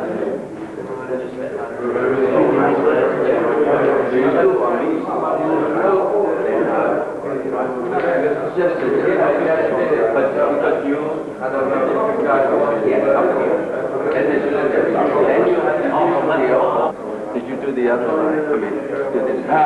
Did you do this? Yeah, this side is better. I use my other side more than. This comes out better.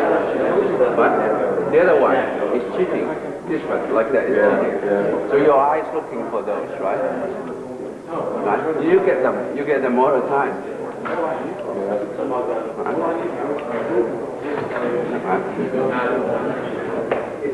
Right? Then you're on the defensive. Right? Once you start turning one side, the other side, you're on the defensive. Right? The best way is if, okay. So if you do this last hour, actually step back. Right? Yeah. Right? Rather than turn from one side to the other side. So just, so that you're not on the defensive, right?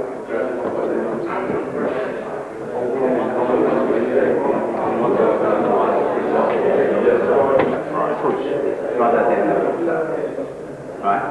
So the person makes the false move. So you Take advantage. You attack. Yeah. How do you mean you shut down? There's no just down. No, if I put it so, you said I would be able to shut just down. So like that, you do just down. You do just down. Does it shut down? No, you do just down. Oh. Right? Because you have a book out, right? Then you can do it just down. But if you don't do that, there's no just down. To which arm are you going to do the shut down? This down. This down. Shut down. Yeah. Okay. So arms crossed, right? If you try to push me away, or if you try to use these arms, so you try to push me away. Yeah. And I bring shut down. And then you withdraw this. Right? Now another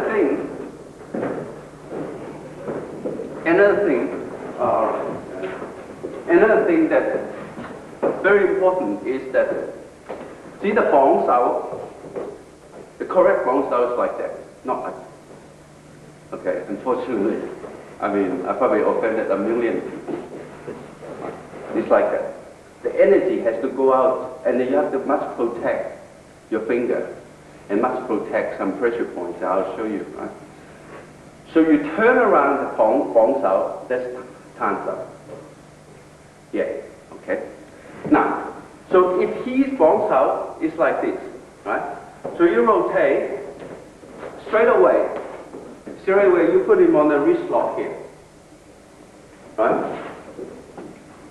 Right? Your eye, don't look at the UFO, there's no UFO here yet, right? So you look at, aha, Christmas is here, boom, right? Right? So you must not do that. And you must punish the person who do that. No, you just say, look, don't do it. Yeah. Right? So the time out must be like that. Right? Then the energy goes out to the finger. It protects your finger. Right? So that's why you must open your eyes. You know, don't look around like this. You know, like Stevie Wonder. Right? So you rotate from here. Then you see this. Then you step across, right? Or you step across with the left foot. Doesn't matter. right? So this is the pressure point, right? This point here, the 7th point of the heart, right? Now this point, this point actually, right? It's very sensitive, right? So you do a wrist lock on that point. You can use one finger. You can use 2. You can use 3. You can use 4. Right? So tilt it to here. You tilt here, right? So right along here, this line here, doesn't matter where I put my weight in, right? So you put control shift there, right? So it's very, very powerful wrist lock, right? So you almost faced him, right? Okay, right? So your eyes are watching for those weaknesses, right? So I guarantee you 1 million people out there are doing bongsao like that, right? So you would at least beat 1 million people, right? Just know that, because straight away, right? Straight away. Right.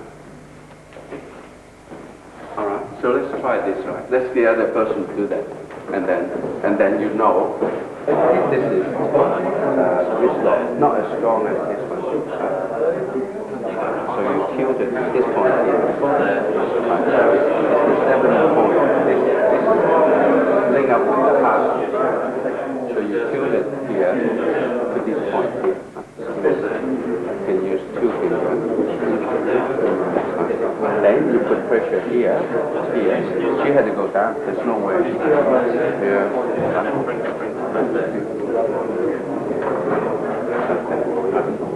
So the only way. You might not get out of there.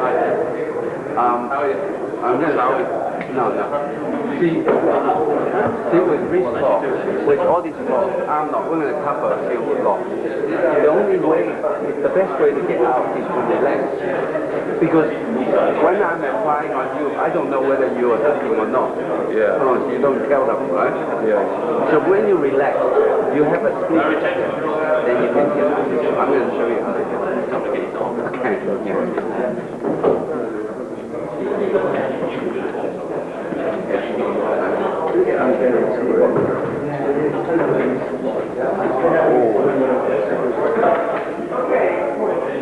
Okay, now come. See, with all these arm locks and things, right?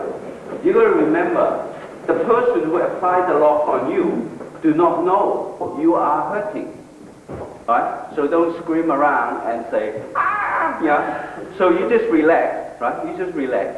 Then I already got out. So once I relaxed, I already got out, right? And also, I saw an opening here, right? So you just cast your mind to something else, relax, and then you get out. There's no specific way, because all depends on how the other person applied to you, right? Not as strong as this one. So you tilt it this point here. Link up with the heart. So you tilt it here to this point here. You can use 2 fingers. Then you put pressure here. She had to go down. There's no way. Here.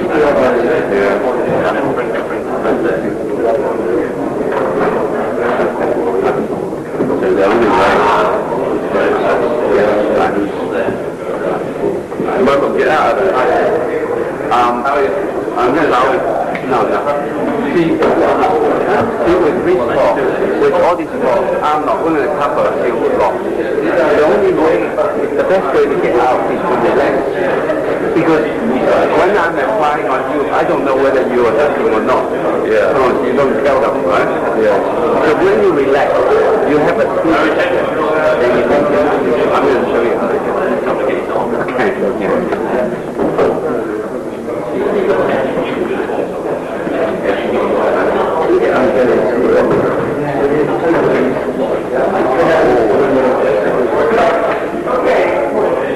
Okay, now stop up. See, with all these arm locks and things, right? You got to remember, the person who applied the lock on you do not know you are hurting. Right? So don't scream around and say, ah, yeah. So you just relax, right? You just relax. Then I already got out. So once I relaxed, I already got out, right? And also I saw an opening here, right? So you just cast your mind to something else, relax, and then you get out. There's no specific way, you know, because all depends on how the other person applies to you, right? Same thing with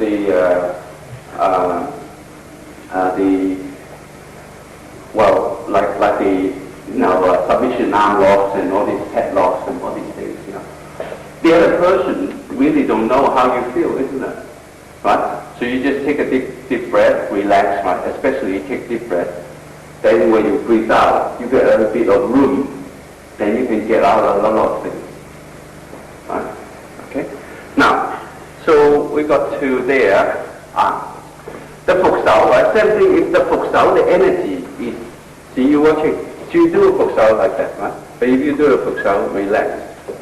Then this position is very vulnerable. So same thing, the phục sầu, right? So straight away, right? When we rotate, straight away, right? Right? So I got it, right? On the wrist lock here. On a wrist lock here, right? On the wrist lock here, right? Okay? Because the phục sầu is relaxed.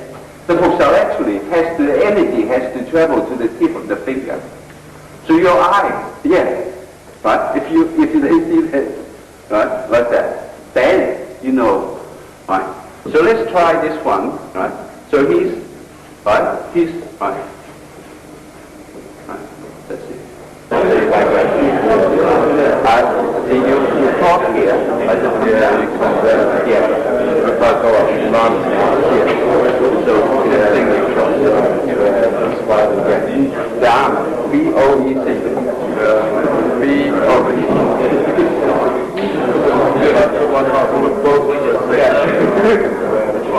Yeah, side step, right? You take a little side step. Okay.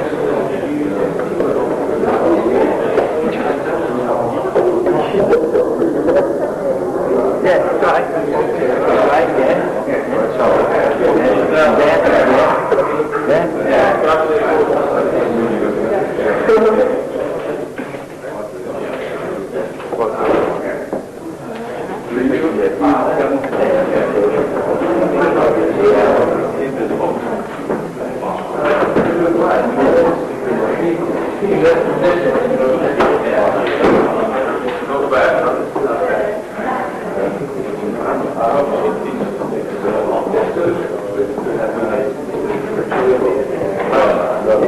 You can still hit them.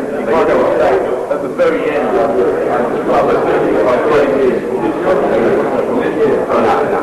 See, charging, right? Charging, like that. See that? Yeah.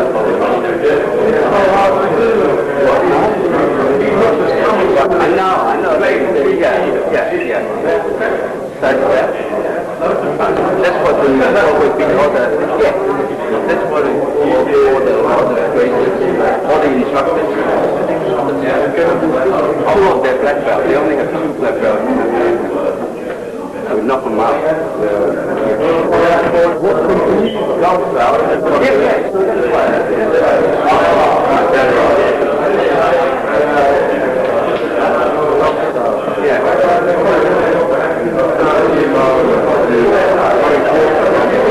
Oh yeah, because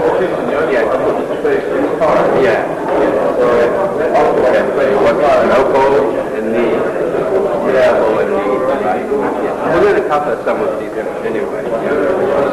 Okay, no problem. Okay, now we're going to do.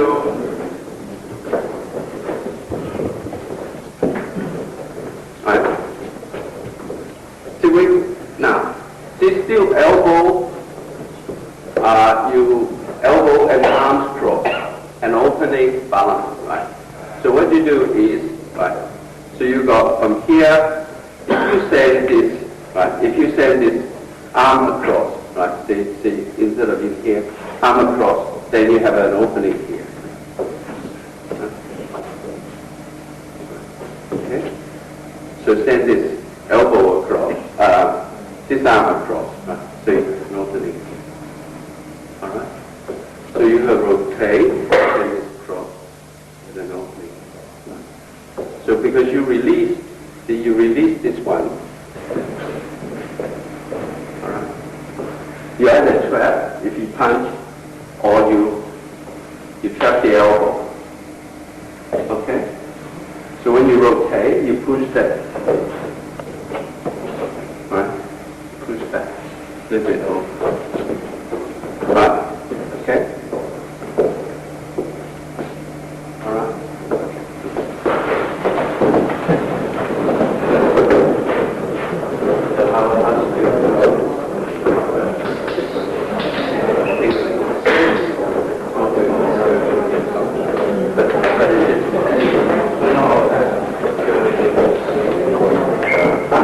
So how to do it?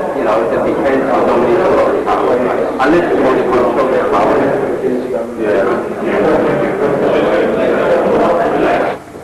So from here, right? Now, he is pushing me, but also he's exposing this elbow, right? So remember, this hasn't got to adjust up, right? So I just, right? So when he comes around, so you just take the elbow across.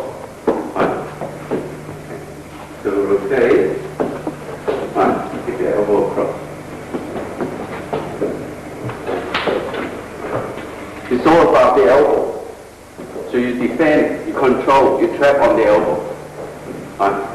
So he's doing that, right? You could do that, but you could just take it across. Okay?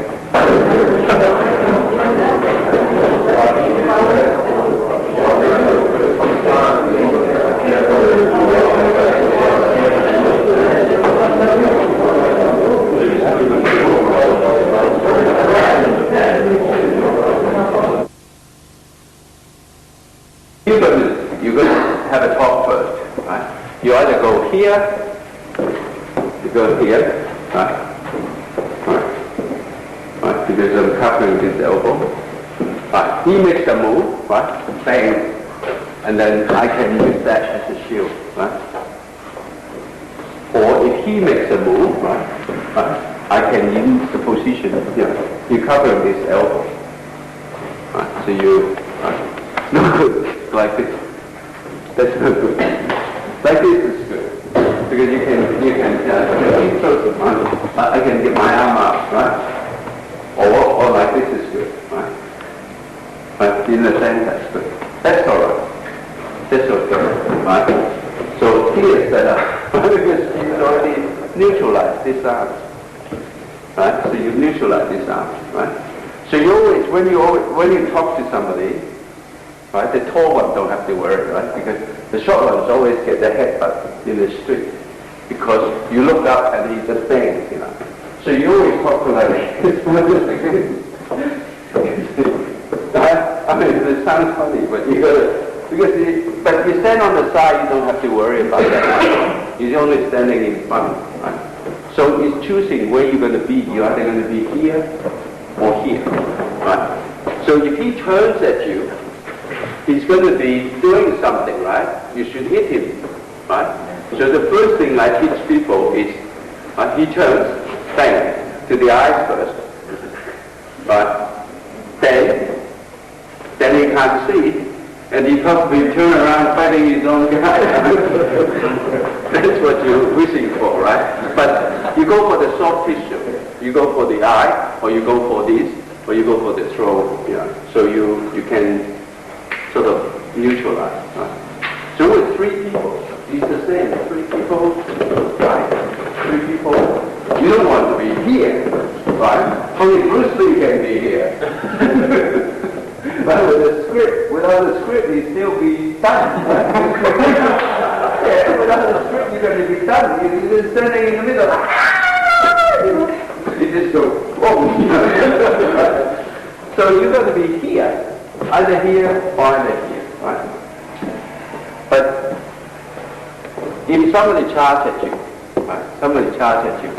So you say, you all, give me a little room, right? come at me, right? No, this way, right? Now, 1, 2, 3, all come at me. Right? So I'm here. So this guy is going to be my shield. But I deal with one guy at a time. That's what you can do. You can't fight 2, 3 people at the same time. So you deal with this guy. So this guy's in the way. Right? I didn't move fast enough. If I could move fast enough, there would be a gap between 1, 2, and 3. So usually you pick the one. They're using that one as a shield. So you don't have to deal with 2 guys, one in the front, one in the back. Right? So same thing, you still go for the eye. Right? The eye, you don't need to hit them very hard. Then, and then you can try. Then you're using this to shoot. Then you stop the other one here. So can only do one thing at a time. Right? Any suggestions or anything that you still want to know? So with the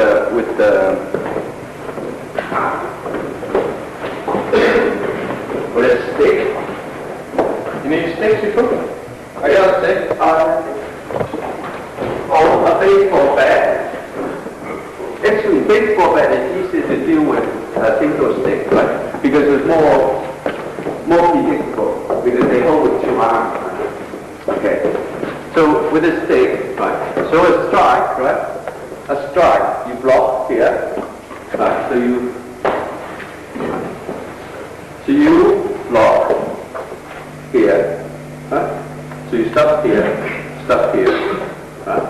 And then steady here, right? Leverage, right? Alchemy, not turning metal into gold, right? So you rip this off here, right? Okay, rip this off here. So you block. I would suggest you charge it, right? Some people would suggest you come to the end, but I don't think you should wait for that. You just charge it, and then, okay. Right? Overhead, same thing, right? Right? Overhead, same thing. Rip this off. Right? You go to the A. Right? Here. Rip this off here.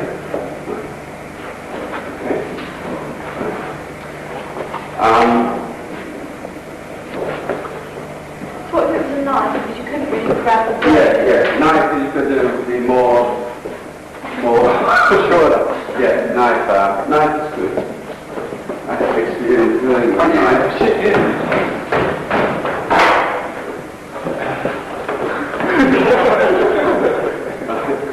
Right. So with knife, you really have to watch for fighting. See, you have two situations. One, the elbow is bent, but you look out for those things. The elbow is straight, right? If a person straightens the arm, there's no way you can bend that.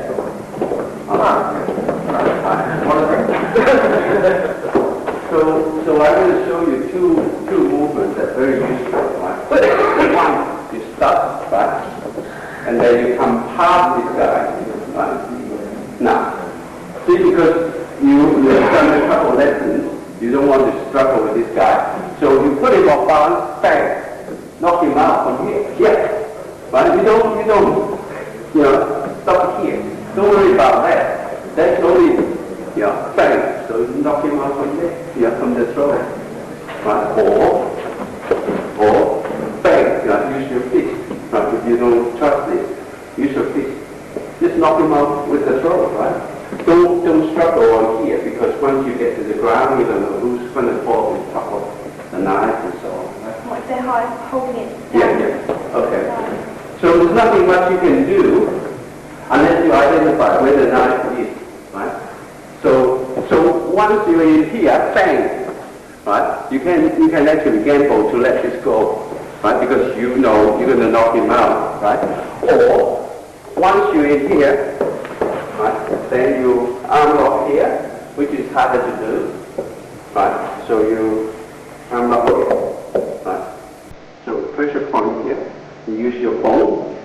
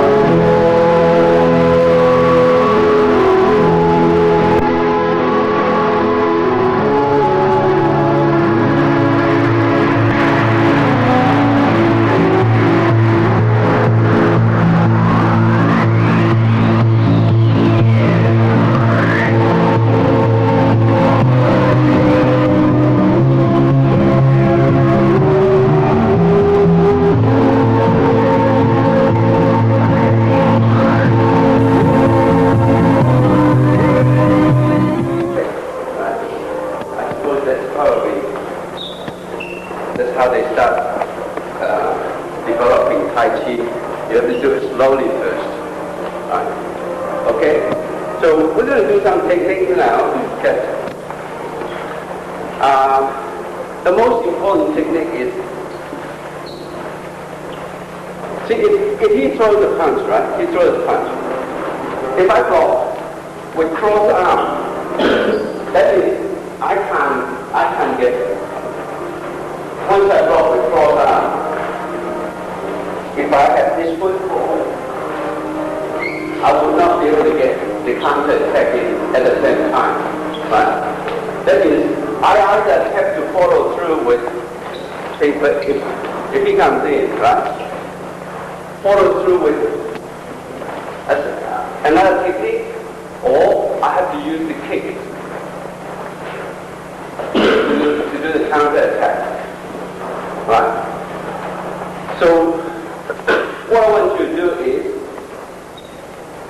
to throw away all those cross arm blocks first.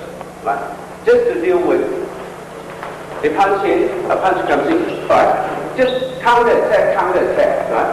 Or counter attack, or using counter to get yourself to put pressure on your opponent, even though when you defend. Right? So instead of block, then counter attack, you give your opponent more chance, right? So you go, I'm going to do, right, counter attack down here, right? So don't worry about the follow-up. We just want the first move, counter attack. Right. Now, one thing you must watch is that, see, if I haven't moved, right? If I haven't moved, this punch would have gone past my head. Right? That means my block would have to be very strong.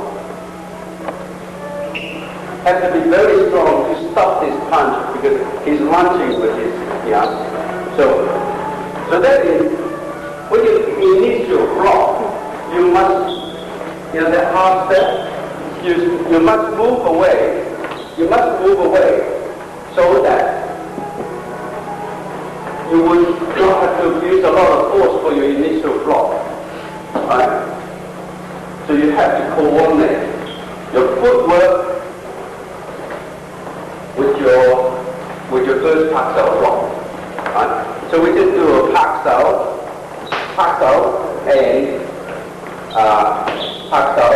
and lower punch, and then you last sao and upper punch. Right? So just do that first, right? So that you appreciate that you can elbow up. Then I don't have to worry about the cross, right? Because he can't reach me, right? And I don't have to worry about he can't reach me. All right? But if I kick this elbow down, then he will. So a lot of times that people do, right? It's all right, but except you're releasing his arm, if you push his arm down. So it's better for you to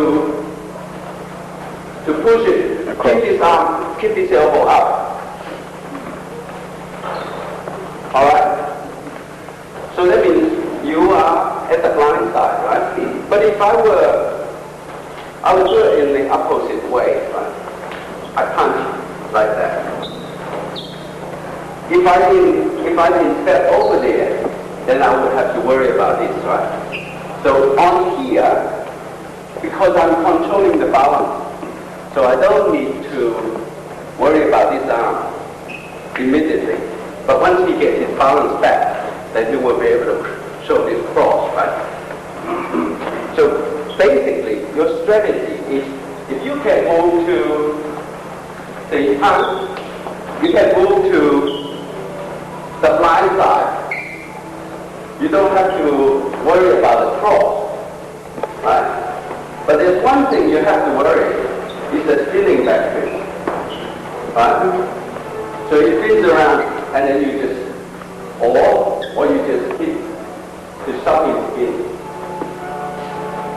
right?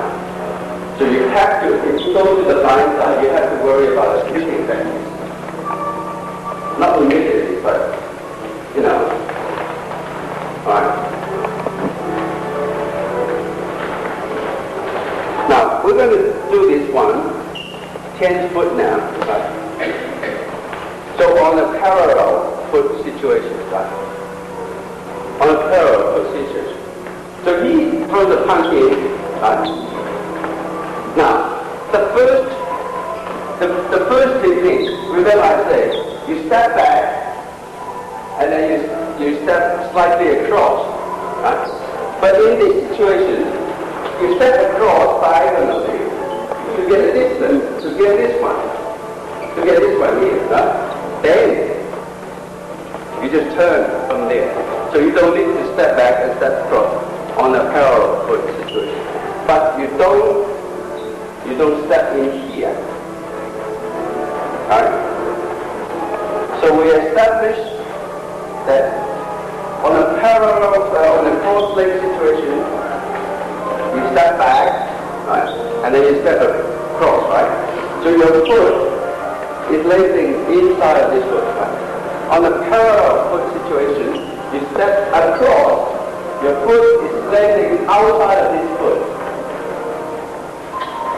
That's how I'm doing. Then you adjust from there. Alright? Exactly. So the press point. Alright?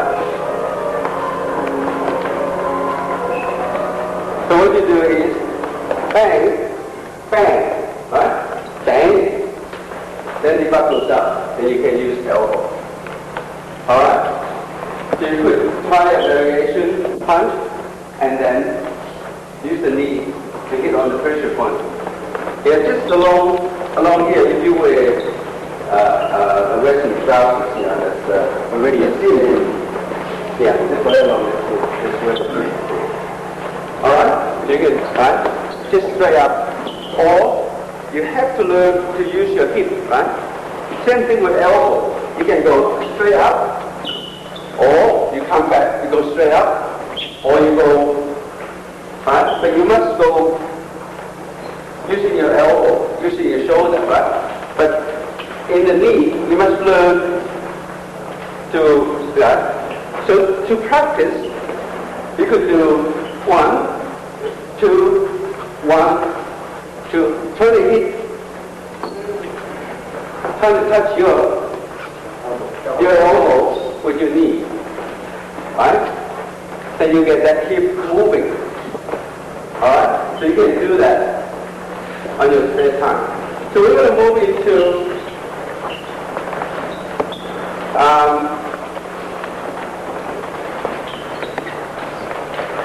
there are times that people punch and come straight back. Then you can't trap them.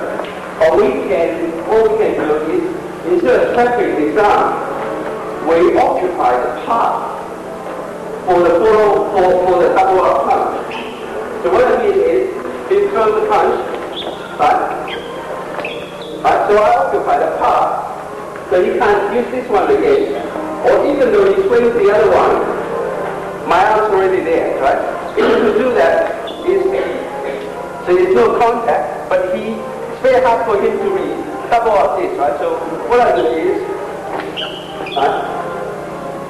you don't even need to make contact. You just control these points here from the inside. So the technique is called a pak sao chin sao technique, right? So instead of trapping, you don't need to actually physically holding on to the elbow or the arm to control the arm. You control the part, right? You do it by positional advantage, right? So you pass out and change out. Then you stop. You start the double jab or jab and cross, right? The mistake most people do, Wing Chun practitioners do, it would be push this down and then make this cross. They have to deal with this cross. Don't ever push your arm down. Right? Just you come back, get this arm up, right? And make sure you watch the elbow. Right? So you control the position of the elbow, then you control the arm. Alright? everybody understand? I mean, and then you follow through, right? Another thing is that, do it again, that's slowly. You occupy nothing.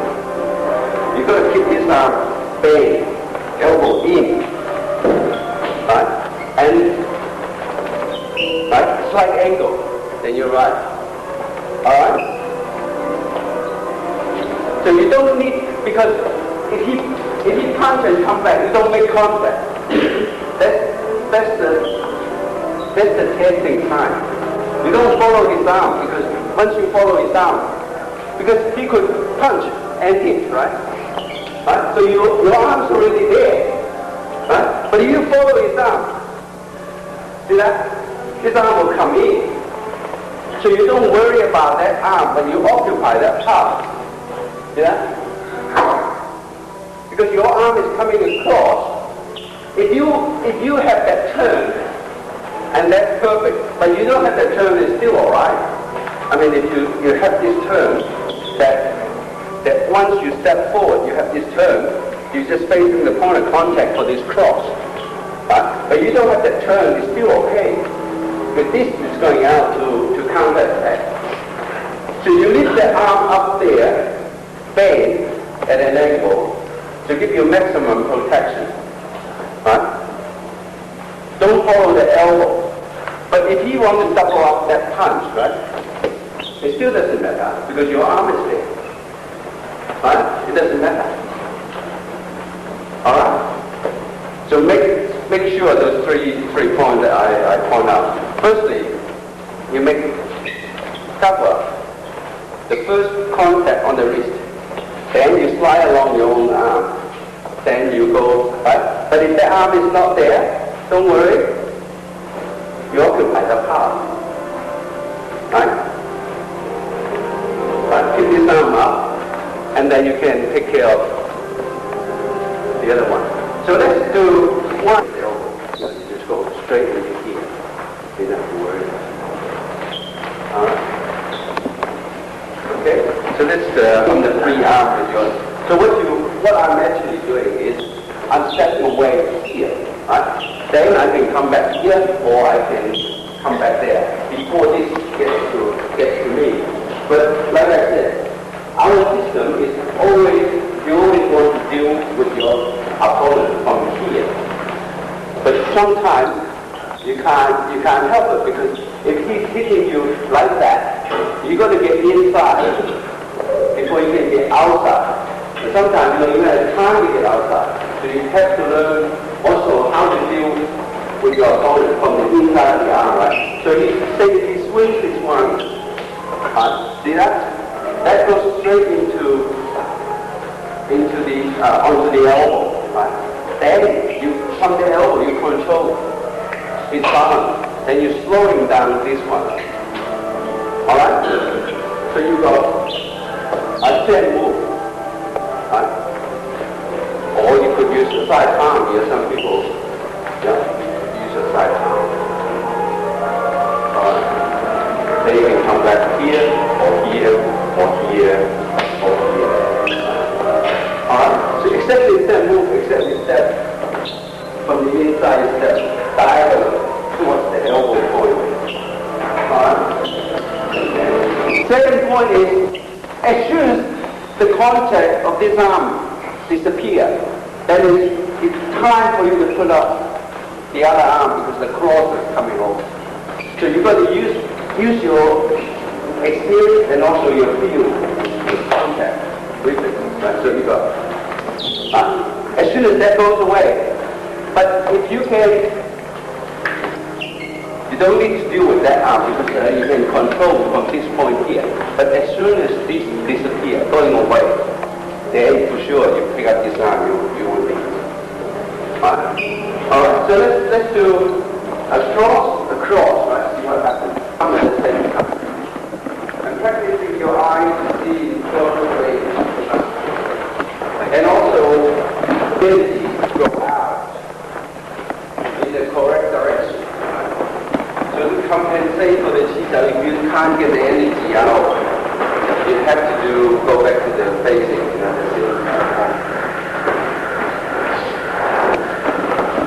There's other things that you have to learn in Tita. You know, actually, you never fight force in force. So if somebody push you, you detect that force, or you get away from that force. We start off just coming forward, right? Start off with the futsal and the left arm futsal, the right arm. Right. If anybody still has that, so the futsal is slightly higher than the transal. And then turn into the bong sao. The bong sao is slightly higher than the futsal. Right?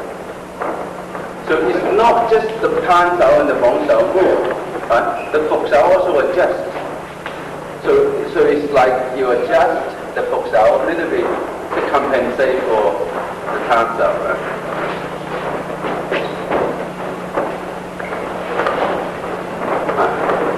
Now, when you do ceiling tao, where your energy concentrated at the ceiling tao, can anyone tell me? Huh? Now you drive your energy forward. You get all your energy to the elbow, right? So it's different to, you do boxing. You push it from your shoulder. Our punches, we push it from the elbow. Right? So when you do ceiling power, you try to concentrate, get all the energy, concentrate at the elbow, so you can drive it out as fast as powerful as possible. So let's do just rotation first, right? So the rotation is from the shoulder, right? The rotation from the shoulder. You adjust the futsal as traction, right? Get the futsal elbow in, right? Get this in. Okay, yeah, good, right? Yeah, just the traction, not too much. You got it. Relax your shoulder. If you didn't shift, right, say you didn't have time to shift, then you just that foot, get the weight onto this leg, right, by transfer, right. So you go 1, 2, you can adjust that foot. Right, so 1, right, transfer that foot. Okay, right, and then you follow up with 1, 2, arm break. So you stop over on the outside. So arm break. In the form we do it like that, but in real situation we so you go 1, 2, arm break. All right.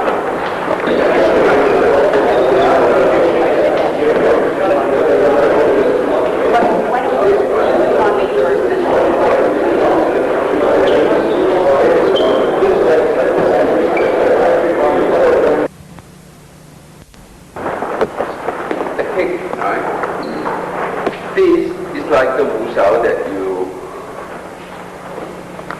in the ceiling form. Right? So you face this point here. Right? Okay.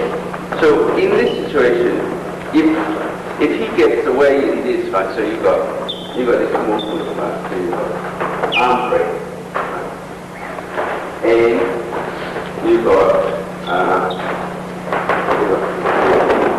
arm break. In a palm strike, right? So you could from here, you could just using a palm strike or arm break, either one or the other. Alright. So this time that we follow up with the palm strike. Alright.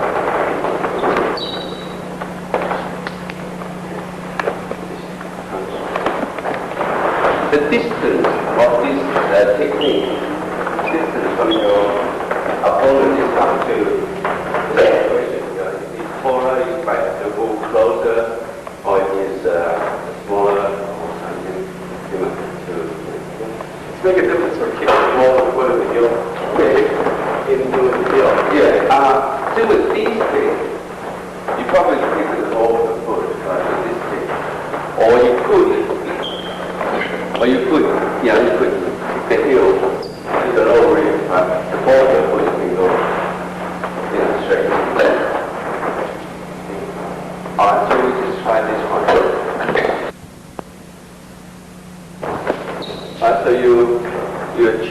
style and a last style, right?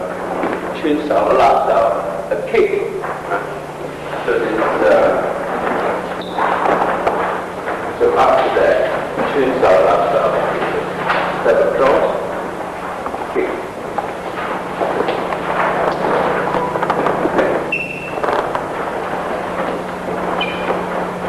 Cheung style, last style. So we just do this one first. It looks like that. This hip is closed in and you can't use this leg to kick. It's very difficult. So you open up this hip, right? And also you push it up and bring it down straight away, right? If I didn't move, it would be a movement like this. But because I turn my body and also I step across, so it looks like this, right? So the kick, right? And so assume he blocked this kick, right? So you got punch, right? Block this kick. And when this punch comes in, so you there, kick, and then you block, right? There, kick, block, right? A last style and a punch. Right, so you block, you form this punch from the inside, and you form this punch from the inside, right? And the last style, and the punch. Right? So a punch comes in, hit, block, punch. And then the punch comes in, right? So you can't stop here. In the form you turn, right? But in your situation, you can come out of it, you know. If you block, if you fall in here, you can't get out, you know. You've got to step back, get out, and this one is coming along, right? So what you need is straight away you've got to bring this arm around so you can stop here. Control this fist. You have to bring this fist across your face. So you're going to control the fist here. You can't stop here and then bring it across. Alright? So that's, and also you adjust the distance accordingly. You know, if you're dealing with a taller person, so you're going to move out a bit more and move back in. Right, so you've got to move out and move back in. Do you grab this arm? Yeah, it's the last out, right? But you don't need to pull him right across. You know? As soon as this comes across, that's the we're going to run through the first part of this form, and then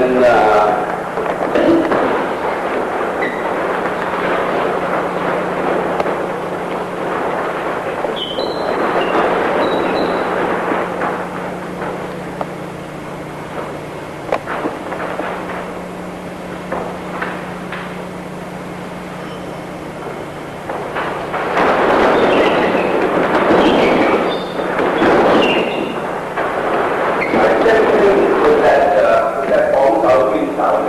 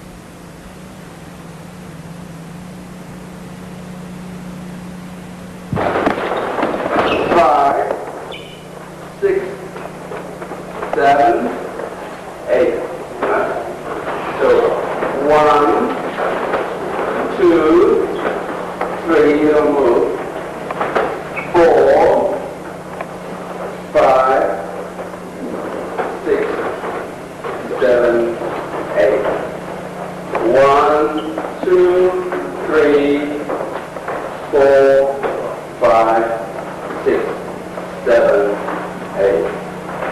1, 2, 3, 4, 5, 6, 7, 8. 3, 4, 5, 6, 7, 8, right?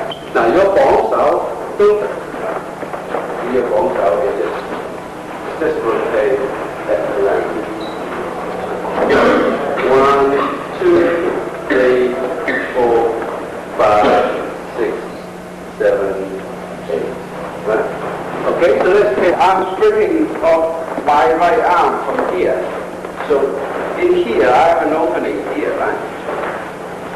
Okay? So that's why I'm stepping over to my left. Alright? So you go 1, 2. So you control this. These bones are close to the elbow. So 1, 2. Alright? So you take a 1, 2. And then. Alright.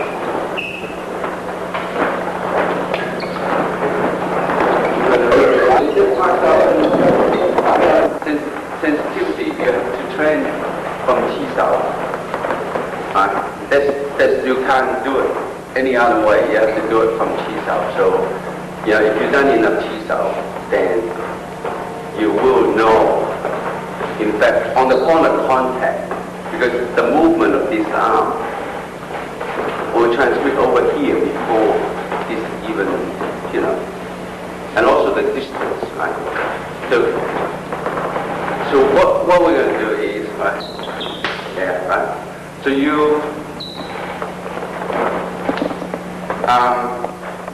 if you check the elbow, then it's very hard for this arm to do defense, because you check the elbow. But if you check here, right, then this arm can go away, or it can come back. Right. So,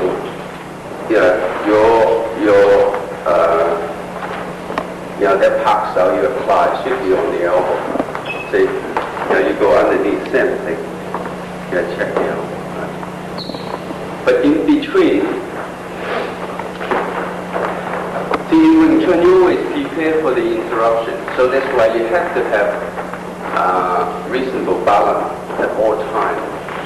And you can interrupt what your movement. So the interruption is at this point whether if this arm comes along, right, or you have to come back to defend this one, or if you can actually, control from here, or even up here. All right. So let's do a couple variations. You still do the bounce out, and then you go straight into this one. So you got there. Do this. So you squeeze the jaw. In the palm, we got from here, right? We got this one, right? But in practice, you got to swing, right? You got to swing, instead of pulling this leg back, you swing this one, pull this back. It's just the distance, and also you got the second defense here. Right. So just swing out and coming back. Alright, so you just walk. And then you go back. Swing. And go back. And you just do that one first, right? You come straight down in the middle. You swing out, come straight down in the middle. Right? you want to take this around past your face. You have to have very good control of it, right?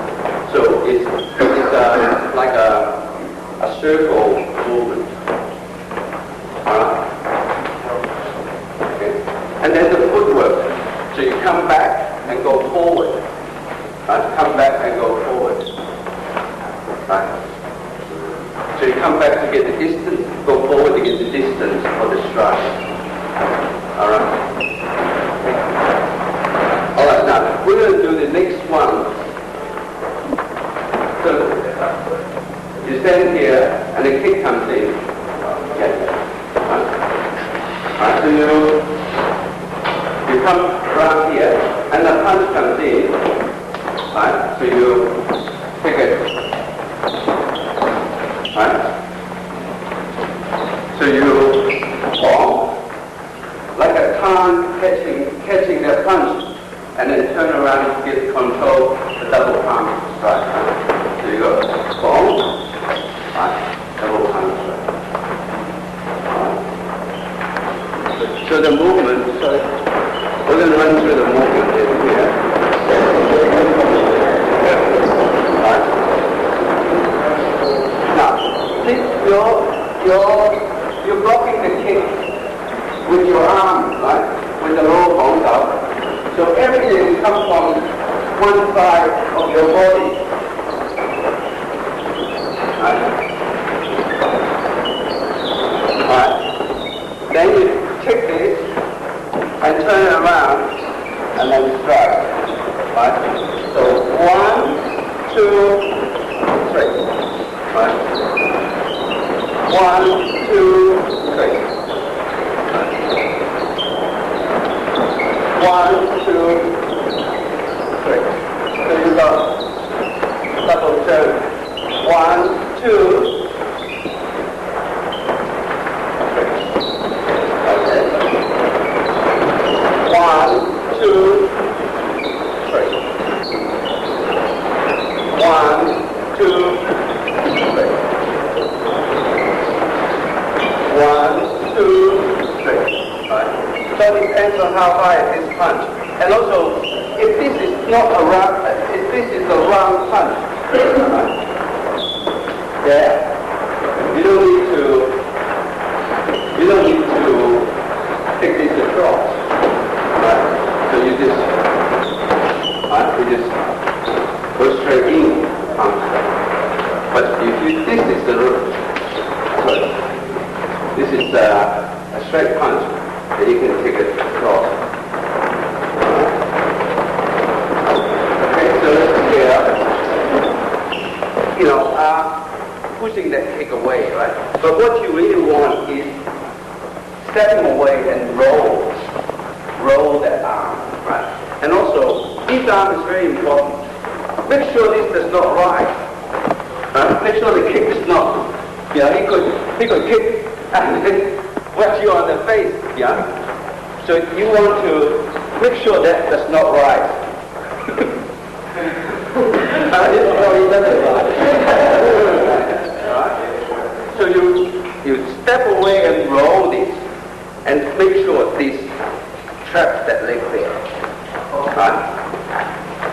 Right? Then you worry about dealing, because you're very far away from the arm anyway. Right? So you have plenty of time to deal with the arm.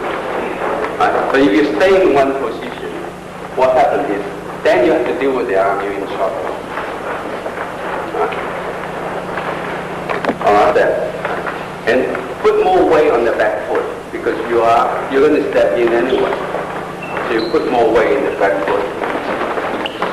Right? More in.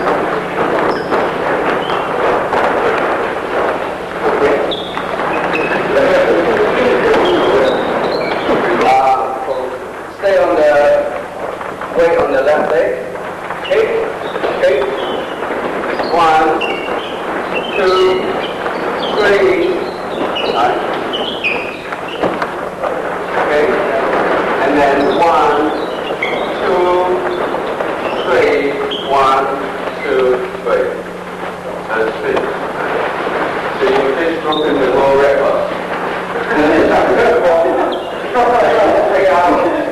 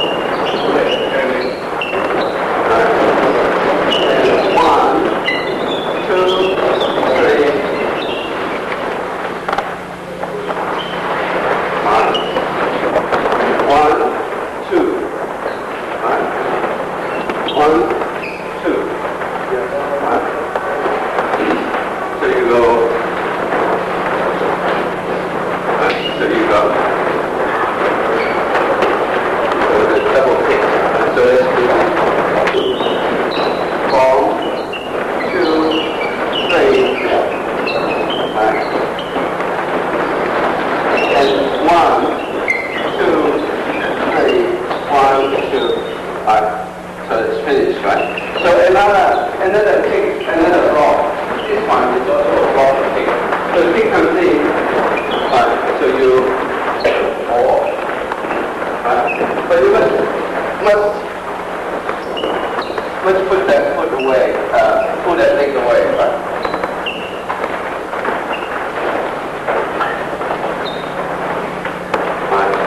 And using this part, not like that, right? If this is flat, you're going to hurt your wrist. You lock the wrist. So use this part to make contact. We'll take 10 minutes break, so just line up. Okay, now we're going to do some rock kick, right? The strongest part will be your palm. The toughest part will be your palm. Right? So if you can use your palm to block the kick, that will be the best. You can use the thumbs out that we're using, we learned before. You can say it is a round kick, right? So you're just using your palm, right? And then pull it in near. Right?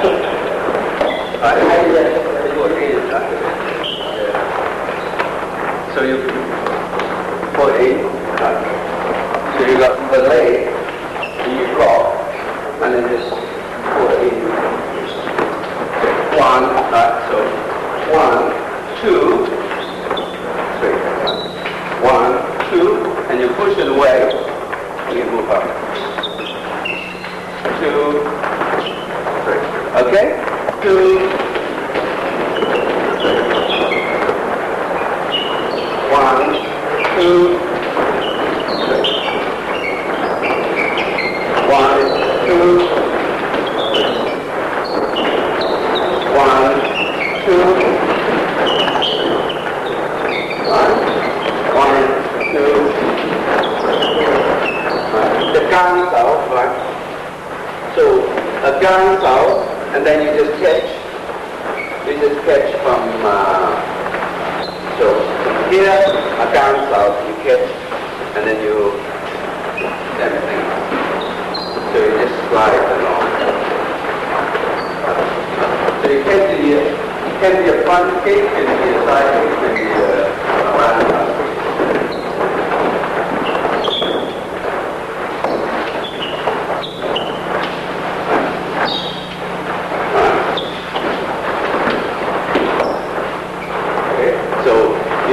As soon as you make contact, you slide, right? You slide, so you catch, then you can control through there. Right? Then when you go in, you check the nearest elbow. Okay? So separate, divide the breath into equal parts, right? So you get up to 6 or 7 or even 10 breaths. In and then out, and so that's out of control. And then you reverse that. So you do 1 breath in, 1 breath out, 1 breath in, 2 breaths out, and 3 and 4 and 5, right? So that's to control your, and then you do breathing like this, right? Just zero breathe, just using your. And then you increase the speed. Right? So you training your lung, the control. Yeah. Can you explain the incorrect movements of the sitting down? Can you explain those? The incorrect movement? Yeah. The ball sound like this. Yeah. Well, see the ball sound. See, if you look at physiologically, that if you twist this wrist, that your elbow is locked on that joint there. So that's why you cannot release the pressure, release the position if pressure applies to you. So, and also if you look at the origin of the bone cell, it's the cup. It is the cup, we copy the bird movement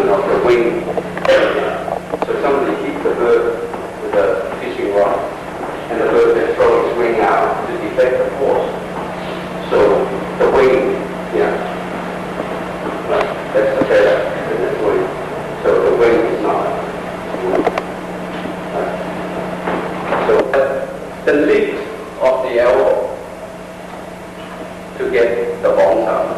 The energy is going out there, but the lift of the elbow. Right? So you must learn how to loosen up there. Some of the instructors state that the method that we practice is generally for taller people because they stated that you was more taller than most of these people. So they just made a statement on that our method that we practice is for taller people who need better. Listen, well, I think it's the other way around. Because our time though, I mean, you said to compare with modified return. Well, their times are much lower, so the practitioner has to be much taller to get this effect. Because, you know, unless somebody trying to beat you later.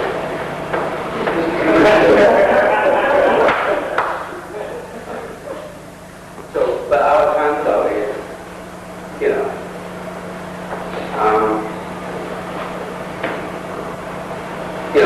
and the folks a lot of people they're having trouble with the folks because in actual, apart from the chi sao, we practice the folk sao, but we would very seldom use it in real situations. So we practice folk sao, for the purpose of chi sao. If you look at this tunnel here, there's a tunnel here. If you look at this tunnel here, the tunnel will be facing away from my body if my elbow is in. Right? If my elbow is out, the tunnel will face me. Or if my hand is not slightly tilted this way, then the tunnel, see, if my hand is like that, the tunnel is facing me. See that? The equilibrium situation. So you start from there. Okay. So you train the zero form to get the energy at the concentrate the elbow. Yeah. And still, you do all cells big or just a certain one airline or the old, I mean, they do small ones. You can't use small ones. I just explained to you that in real situation, right? In real situation, the punch comes in, right? So I can say, right? I want to get out. I have to get away from his arm. But if you can't use too big, because too big, I leave too much gap, it would already hit you. Right? So you have to find the happy medium. Right? You can't have it too big. You're wasting too much energy, too much distance, too much time. So you have to learn to find the happy medium.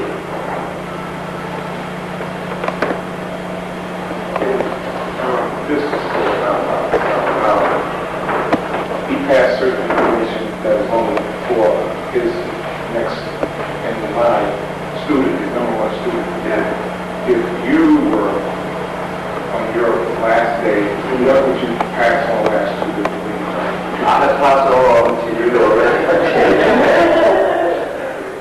But see, I don't really approve. I don't know, I think the person, I think the philosophy, and also something that you said, some people said in the Roman day may not be applied now, or some people said, something said 20 years ago, 30 years ago, probably not, because, you know, we live in dynamic age, right? So I really believe that in order for the art to be healthy, you know, you should not be censored, you know, you should be given. Yeah, even though there are certain things that certain techniques that I will not favor very much, I still will teach it because I might be, because field, I might not be suitable for this technique.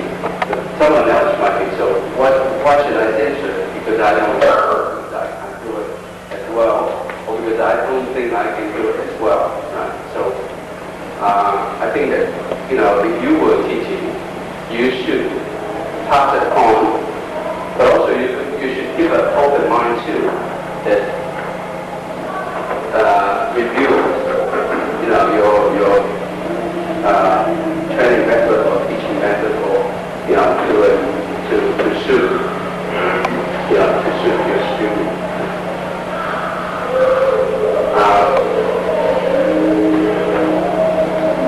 Well, for the art to be healthy,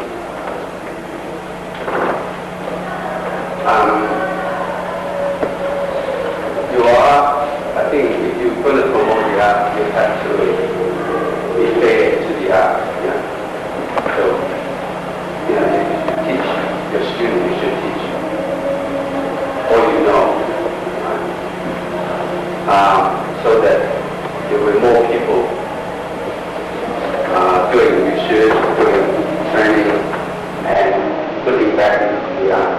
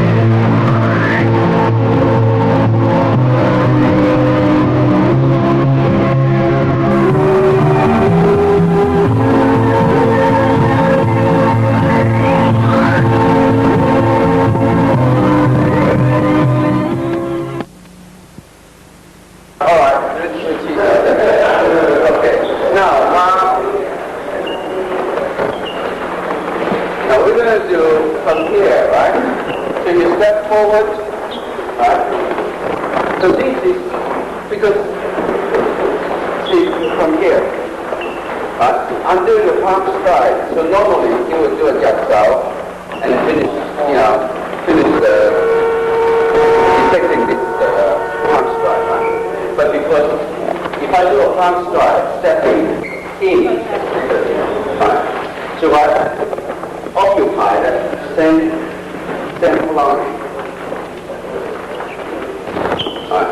So just push my way and then finish. Right? So you got palm stride. Okay? So from here, you step in, hit, right?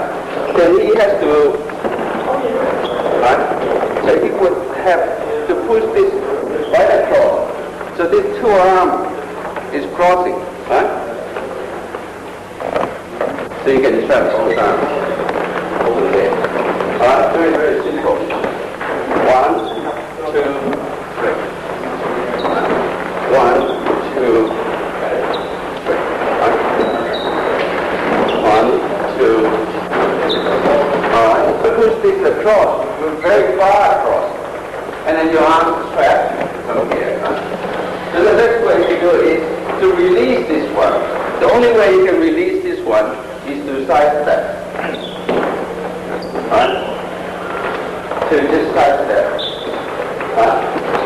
You release this one, but if I release this one, bang, yeah. So that's why you have to side step. Okay? Let's do another one.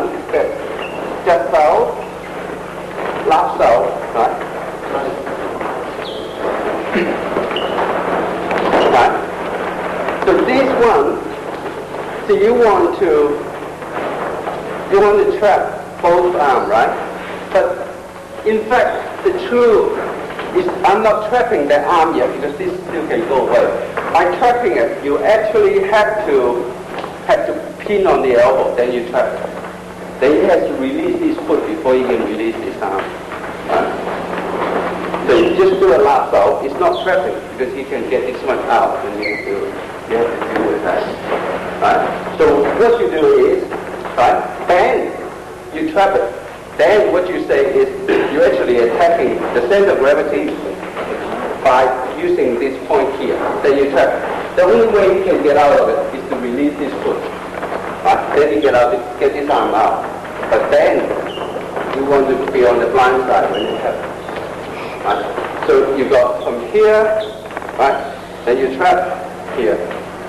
Right? If you trap both arms, there's a better way to go. Right? But once you release here, you don't want to be stuck in here, right? Because you have to deal with two arms. So it's best for you to go on one side. This is my strategy anyway, but a lot of people might dispute that. Because if you say this guy is a boxer, and I'm doing Wing Chun, right? So he jabs, and then I do jab. But if I have a cross, if I get a cross here, I will meet with this cross, right? So that's why mostly that if you say orthodox, you just keep moving across this way, right? So sometimes that you wait for this cross and you go underneath, right? But we don't do that. So what we do is we keep a cross here, right? So we keep a cross here. Then, if I can pin on this elbow, I'm on the blind side, right? But if I can't, I'm still doesn't lose any advantage on that, right? So I don't have to deal with the cross, right? That's the strategy. Then you only do with one arm. Yeah, and I have two arms, right? Either I have this foot forward or that foot forward, that's okay, right? If I pin on the elbow, right? But if I only hang on to the wrist, it will only be very temporary. Alright? So that's your strategy. Alright. So there's also a question posed that whether we should check the front foot. I usually don't worry about the front foot because if you say for instance, say if I just touch this arm, and in fact the movement on the front foot or rear foot is already telegraphed on this point here, right? And the situation is that if we stand toe to toe, there's nobody has the advantage. I don't have advantage over it. He hasn't got advantage over me. If he can kick, I can kick too, so it makes no difference. Right? But the telegraph, and assume that we have done Qi-Sao exercise, so we know that as soon as he moves his foot to kick, I can do it, or I can jam it, so it makes no difference. Right? But if you tango up, if you want to check this foot, check this front foot, this way or that way, if you deal with a very big person, you're going to find you have a lot of trouble because it's become a wrestling match. Right? So it's not very advisable, I would say. Alright? So let's go back to this exercise here, right? There. So you pin the elbow. You haven't tracked the arm, you pin the elbow, right? So you're using that. Yeah. So it's similar application, in fact in this one. But except you are from the Sao and then just lap Sao and pin this. Alright? So let's try. What you call trap is trap. And you get trap from underneath too, right? Say he throws the punch, right? And I throw a punch, he blocks. See, I trap from underneath. See that? Right? So I'm trapping both arms from underneath, right? Pin is I pin the elbow. Right? They're not trapped, but I pin the elbow. Right? I pin the elbow. You're not necessary to trap both arms. You pin. Alright? Now, we're going to move into cross-arm Qi-Sao, right? Cross-arm Qi-Sao is more like getting close to fighting situations, right? You, in fighting, right? Unless you Mike Tyson, you don't stand on the neutral stand. You've got to stand on the front stand. Right? So, you either end up in this situation or this situation, one way or the other. Right? Either parallel leg or cross arm, right? So we do the cross arm first, right? Cross arm, so the most obvious one would be make contact, right? So you throw the punch, make contact, lap out, right? So you just contact, lap out, right? So we start off from this situation first, a lap out punch and pin. And punch, right? So a lap out punch, pin, and punch. So let's do this one. A lap out, across, right? Don't bring this arm down. If you bring this arm down, you help him to throw this one. Bring this across, right? Okay. So a lap out, punch, pin to the elbow, and punch. That's the procedure. And also the entry, just not a lot of people, they do the entry, right? They do home, like that. But it's not. Right from the side. Right from the side. Right? So they have to adjust to you. Right? You don't go straight, and then they can push you away. Right?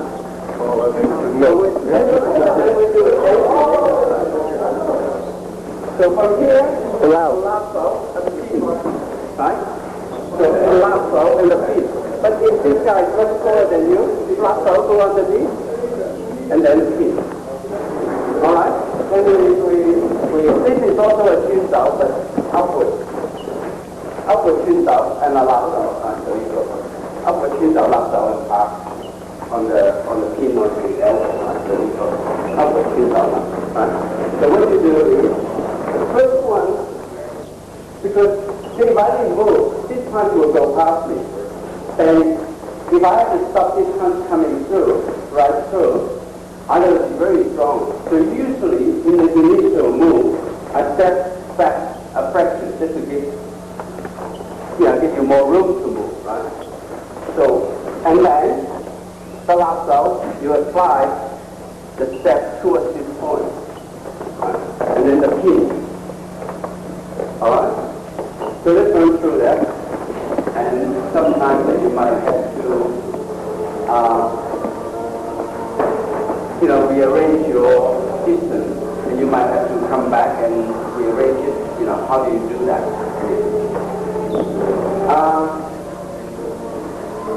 The very, very good, very obvious reason that you have to have a good entry technique is that if you just target and the other person,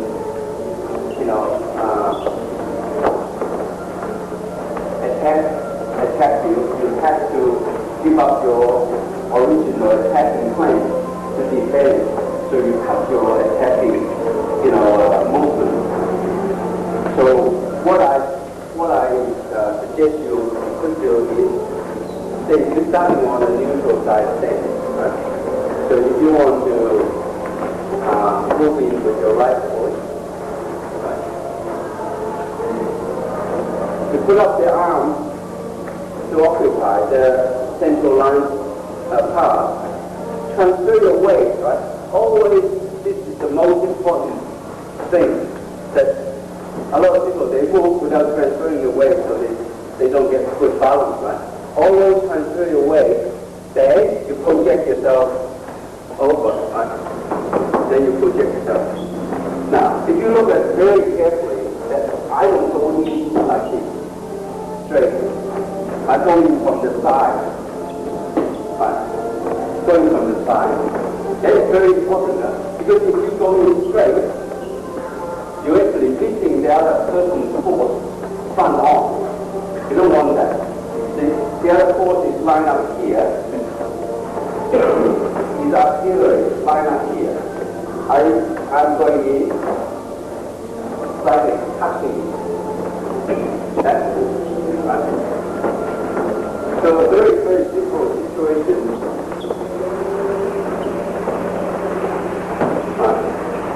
So we've done the last exercise. The same degree. You got it, you make contact. Alright. So the most important point would be transfer your weight and project yourself diagonally in, right? So when you land, cross leg, you will land with your foot. That is the position you land, right? If you drop a line here, you probably land it here, right? But because we're dealing with dynamic situations, they do not always, this point is not always there. So that's why when you do the last out, sometimes you have time, so you adjust this foot, you don't have time. You go into the next thing anyway. So sometimes it cannot be that perfect. But a general rule is this point of contact, you drop a line here, they'll probably land it on top of your instep. Cross parallel leg. You go in, you always land outside of this foot, right? Don't land inside. Right? And then the very good reason that before your question that why don't we check this leg, right? We were just moving in and we check this leg, and because I'm just landing here, and he has advantage over me because he's already balanced, right? So he could so I just land here, he could just pull back, See if I'm standing here, So because I have advantage over here, because I'm facing him, he just come down, and I could attack the balanced side.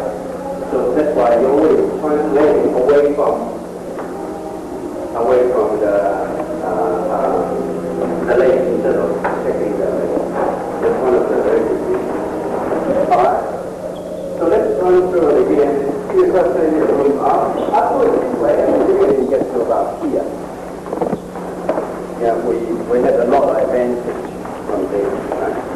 So if we just land it here, 50-50. Yeah? You can do left out, you can do left out on you.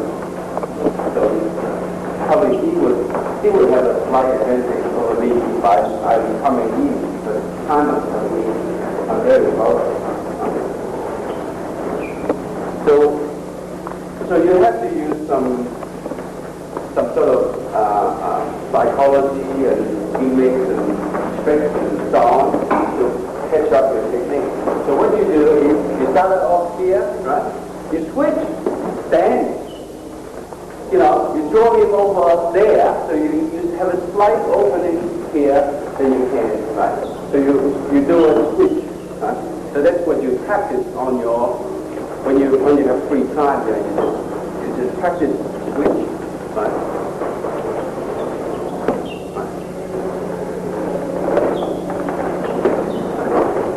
So if he's watching you, but if he's not watching you, it doesn't matter. You switch or not.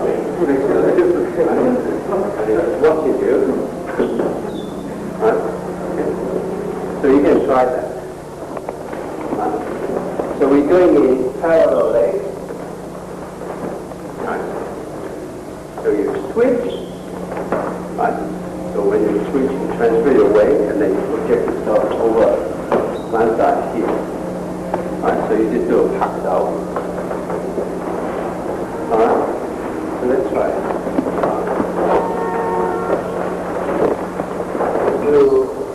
Say for instance, right, there's 300 countries, right? 1, 2, 3, and then you just pack out 2 cells, 1, 2.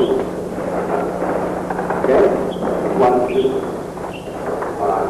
So you have to learn to coordinate your footwork. Right? So pack out, 2 cells. So the last movement is 1, 2.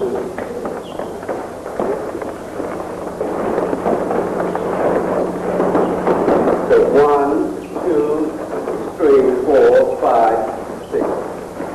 2, 3, 4, 5, 6. Right? Alright? Right. So that's the outside. And then inside. 1, 2. So you can do that. So we don't need to repeat that. Now we're going to do one more is from the inside. So we go 1, 2, 3, 4. Right? So you step across. Right? 1, 2, 3, 4. You're going to come any closer, I'm going to hit you, alright? 1, 2, right? So you step across that. Alright? Okay? So you go 1, 2, 3. You're still using that tactile chin down. Alright? So you do that again. 1, 2, 3. Alright? Then you step again. Which way? Forward. Now, it's only a drill. Oh, okay. The only drill you recover from this situation. Say, for instance, you recover from this situation. So you only a drill this one. Right? Alright. And then you train, getting energy concentrated in the elbow. So you can use it in short distance. You train the independent movement of your arm. You don't use your shoulder. So when you squat, you don't need to. And then when you do the movement, you free, almost free off the body.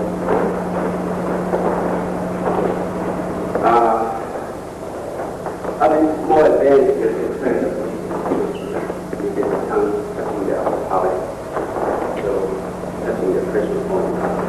And you can do it.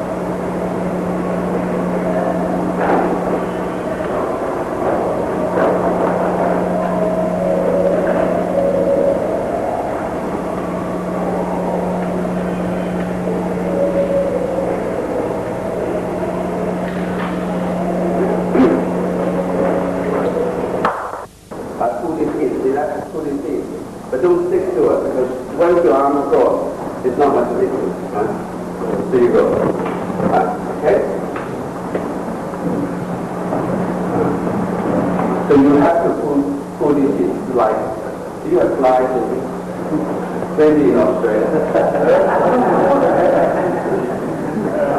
But it can run it away, right? But it's very hard for you to catch it, so don't try to catch it. Right? And then, okay. We're going to take just one short break, about 5 minutes. Patience. With your arms in both hands, you do rotation, so you position yourself in a better position, right? So you push, but if he pushes you and you push back, you get stuck there and you're in trouble, right? Same thing with the kick. A lot of things that we do, I would advise you a lot of times that you should slow it down, let them block it, because as soon as they block, they will block. No. His force is still going forward only from one direction, right? It's still going over there, right? So from here, now, then you rotate your foot. Then you come around the outside. But if you fight against him, and you're in trouble, right? Because I fought against him, then I'm in the very bad position, right? So you have to learn that. You go around. That. You go around. Right? Go around. So that, from the form, from the beautiful form, from the form, the beautiful with a lot of all those groups. Right? Those forms. Right? So he trapped here, right? Yeah. Okay. So he trapped here. Right? So if I fall against him, I get stuck here. Right? So no advantage to me, but right? So go away, then, and then I'm in, right? And also the distance. Even though we say, right, we operate on a central line system, we can use 2 arms, but it still relates to your shoulder, right? In the front stand, you have one shoulder further than the other shoulder, right? So the distance for your front arm is different to the distance for your rear arm. So you can hit him here, but you cannot reach him there, right? You see the difference? So your front arm can be the distance can be guided by this distance at the wrist. But the rear arm actually guided by the elbow. So usually you attack with the front arm. So you throw the punch, right? Attack with the front arm. Then you keep the little step, half step to get your rear arm into action. This is the distance. All right. Well, everybody understands that, right? So you have to get your rear arm into the distance so you can bring your rear arm into attack and defense. Is anything that you wish me to cover, or anything that you think that you're not so sure? That kick technique from front stand, I have a problem one way, that's way. So you this way, instead of this way. Oh, yeah. See, remember I say that once you're on the front stand, you're already committed to a direction, right? So that you can still move, right? So if I'm on front stand, I want to apply that technique that you go, right? But you just lost about a fraction of a second. So you can just there. You still move. That was, we could go like that. You still have technique. That's technique. You still have to move, but because your front leg is already up here, that will be a target, right? So you really have to bring this back before so you lost a fraction of a second. And also your side step is very limited. Yeah. Because for neutral steps, you can come over here. Right? So, and it's very hard for you to pull your body away too far. You know, so that, but if you're already there, then you have to try your best. All right. So if you don't already have any specific technique that you want me to cover, I will run through some techniques that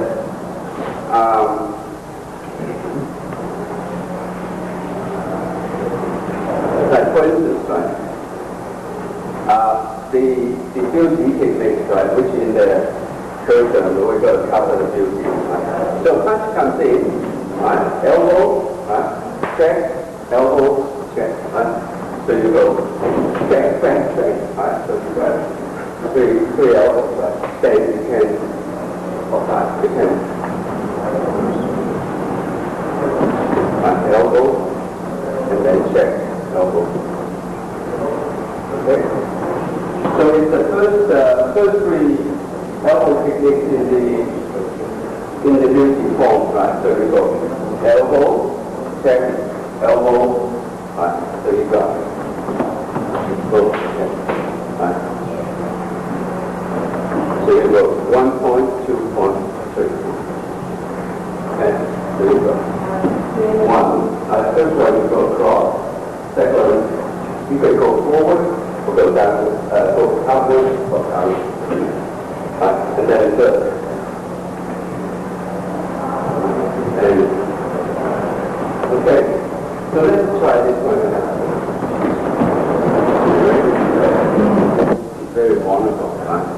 So you go, there's first one here, there's here, yeah, everywhere. You go there. But there's a major point here, just at the center of your scalp. But that's inside, right? So this point here, probably 10 times of force you knock somebody out. So you go,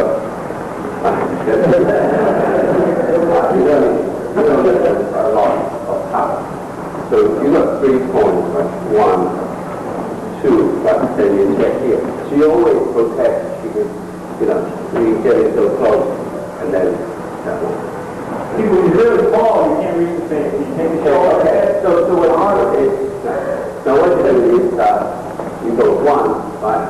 So you go in here, right?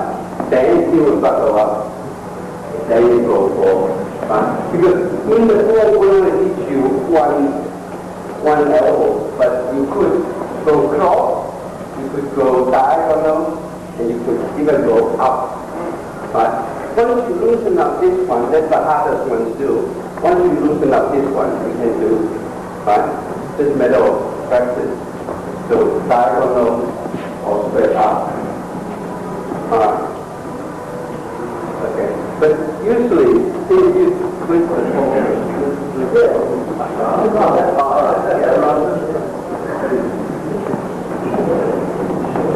so you cut them down, right? From here, right? Bang, right? So you cut them down, then you go, right? You go from here, right? So you go here, right? And you cut them down. Alright. Okay. Alright. So we want to spend a few minutes and then we go on to the next one. Even though there's 20 people there, you still have to deal with one person. So we just have to position, right? So can I have 2 persons first? Yes? Okay. So we got 2 guys. The things you do and the things you don't, right? So a lot of people get very nervous in situations. So they hold their arm and they start yelling and screaming. And then things happen, they cannot get their arms right. So either that's right. But when you get a confrontation, usually you have a sixth sense, you know what you're going to expect. And also you don't want to present yourself too aggressive. So assuming your arm here is good. So usually I would advise that you go to the right side because 80% or 85% of people are right-handed. So you already neutralize this arm. But the other person's there, so at least a step and a half from you. So you come here, right? So if he starts at anything, he would have to use, so you go there high, right? So you can still, right? Let's get the camera angle. Okay. So he's like, I'm here. So he's over there, right? So I'm here. So you start anything. Right? So I go to the eye, bang. So I only have one person to do it, right? After on the eye, right? Okay? Or on the eye, right? So you can cover the arm very easily. But if I'm here, and then they start throwing punches at me, I'm in trouble. That's not how good I am. Well, you just get yourself into a very awkward situation. Right? Is there anything that, what is all around? All around me.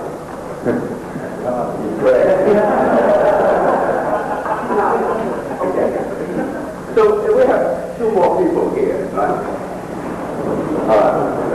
Two more.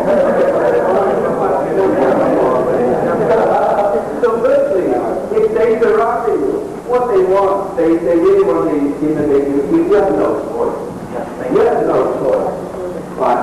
So you just have to cut yourself out from these two. So you will go for the nearest one. And then the person who takes you, it still would be, usually would be only the first one, right? But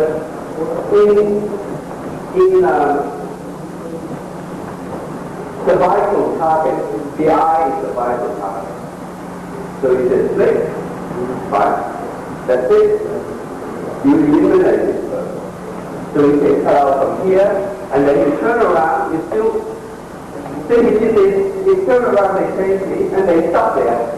So you take off there before they can end this flat. Or if one person comes to you, you only have to deal with one person, and then you take off again, and that person comes to you, still dealing with one person. That's the, but usually,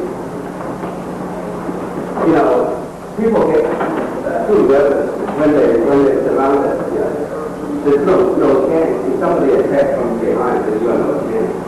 Okay? There's no chance. Right.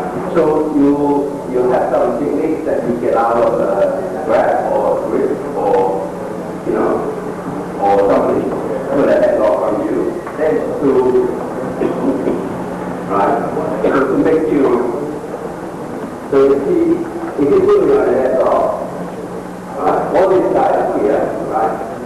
So you have several things to do. You can get to the eye, then you can let go, or here, then you let go, or if you want to do, right?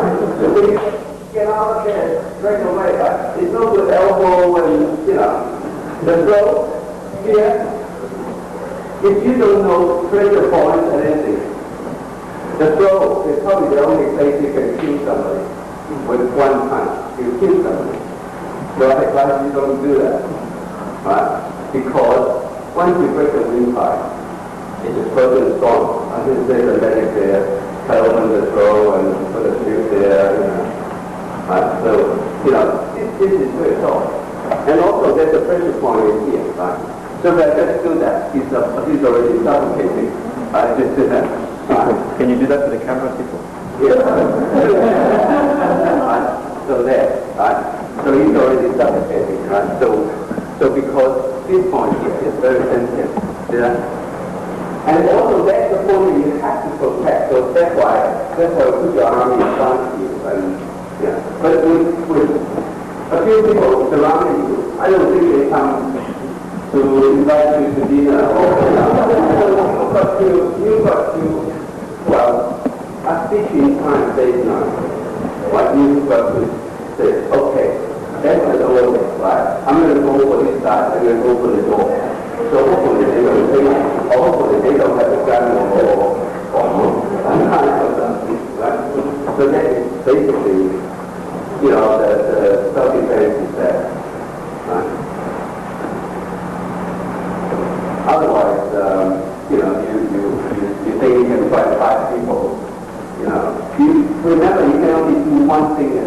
you can only deal with one person at a time, right? You cannot say, oh, I'll talk here and I'll kick here and then I'll kick here. Then we can move here. I fought 27 guys in the boat, but I actually fought 27 guys not at a time. No, 27 guys all at one time. The only one that can get in is the one in front. I'm in a corridor, right? In a corridor, so 4 foot 5 foot corridor, so the one person gets through. So you only have to do, you only can only do one person at a time. You cannot. You cannot.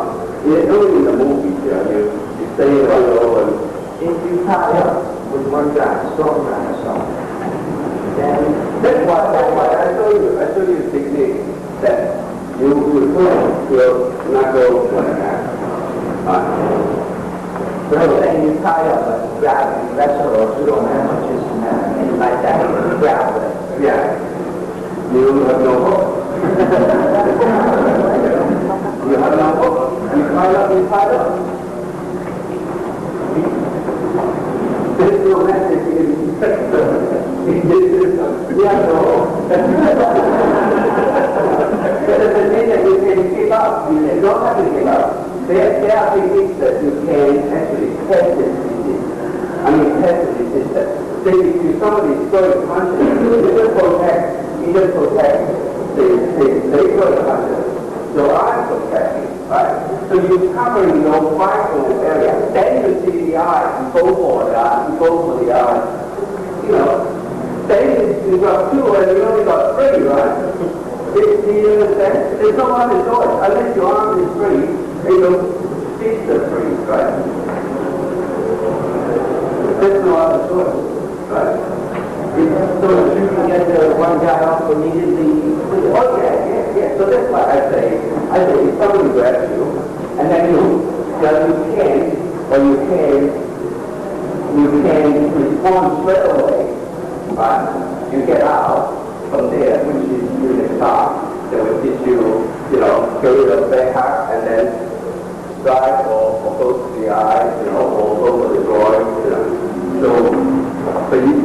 But it has to be spontaneous, right? You cannot say, oh, I'm tired, I'm waiting for what they're going to do here. Usually the way from the feet, Sorry. or guys, the work together, you have a range. Oh, yeah. Usually their approach would be like this. Say 5 guys, right? You got one guy that's leading them. So one guy will come up, but first, so you deal with this one first. Right? You deal with this one first. If they still want to come, you have to deal with one at a time. Right? But other situations, you've got 2 guys in front and 3 in the back. Then you have to, all of a sudden you turn around and run, and this person is there waiting for you. Right? So is that right?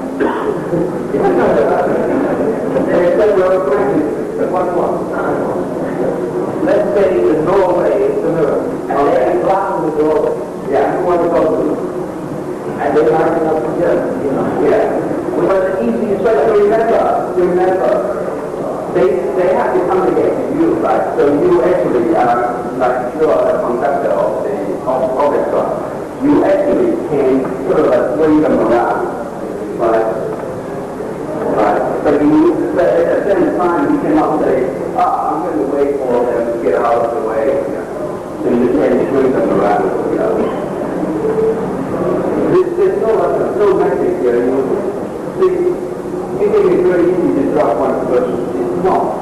But there are techniques that you can. One step to the eye, this guy will finish. Right? Because he can't see, and his eye is giving him a lot of pain.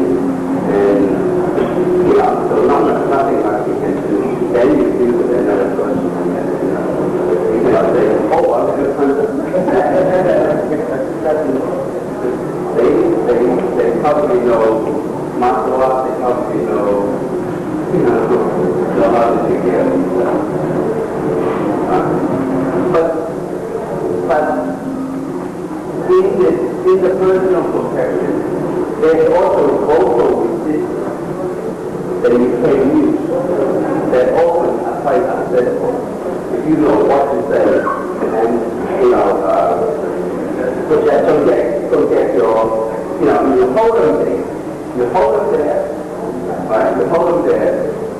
right? And also passive resistance, that is covering up the safest place. I mean, you know, you can write it this sitting there, or in a fetal position, right? Until such a time that you can retaliate. But then talking about in a very bad position. Yeah. But otherwise, the grab, you know, the hand, if somebody grabs your arm, somebody grabs my arm, you don't deal with this one. The one that grabs your arm, the arm that grabs your arm cannot hurt you. You just go for the eye, and usually you let go anyway. So you don't have to struggle with that arm. Right? Can you understand what I'm trying to say? That grab, you just go for the eye, right? The easiest way is to put a piece of paper, hang a piece of paper on the hallway, put two eyes in there, you know. So every time you go past, you just click to the, you know, target, right? So you sort of have to react to movement, right? So if they wear glasses, you just go bang. Because that is the strongest thing. It's stronger than your punch. And because your punch might even miss, and that is very hard to miss. Just bang, watch that vibration. No, you knock him out. One palm, you knock him out. You go to the bridge, you go to the nose, you know, you've got pressure point here, right? So the palm will be very smooth. Because they don't expect you to do that. Bang. They don't expect you to do that. They expect you to circle here or something and same thing. So it's the other arm that you have to watch out for. You know, you might have a knife or might have a swing. But the guy next to you, as you hit, can also hit too, right? It is. The guy is the other one. Oh yeah, he can hit too. There's nothing there. Yeah, somebody is yeah, the one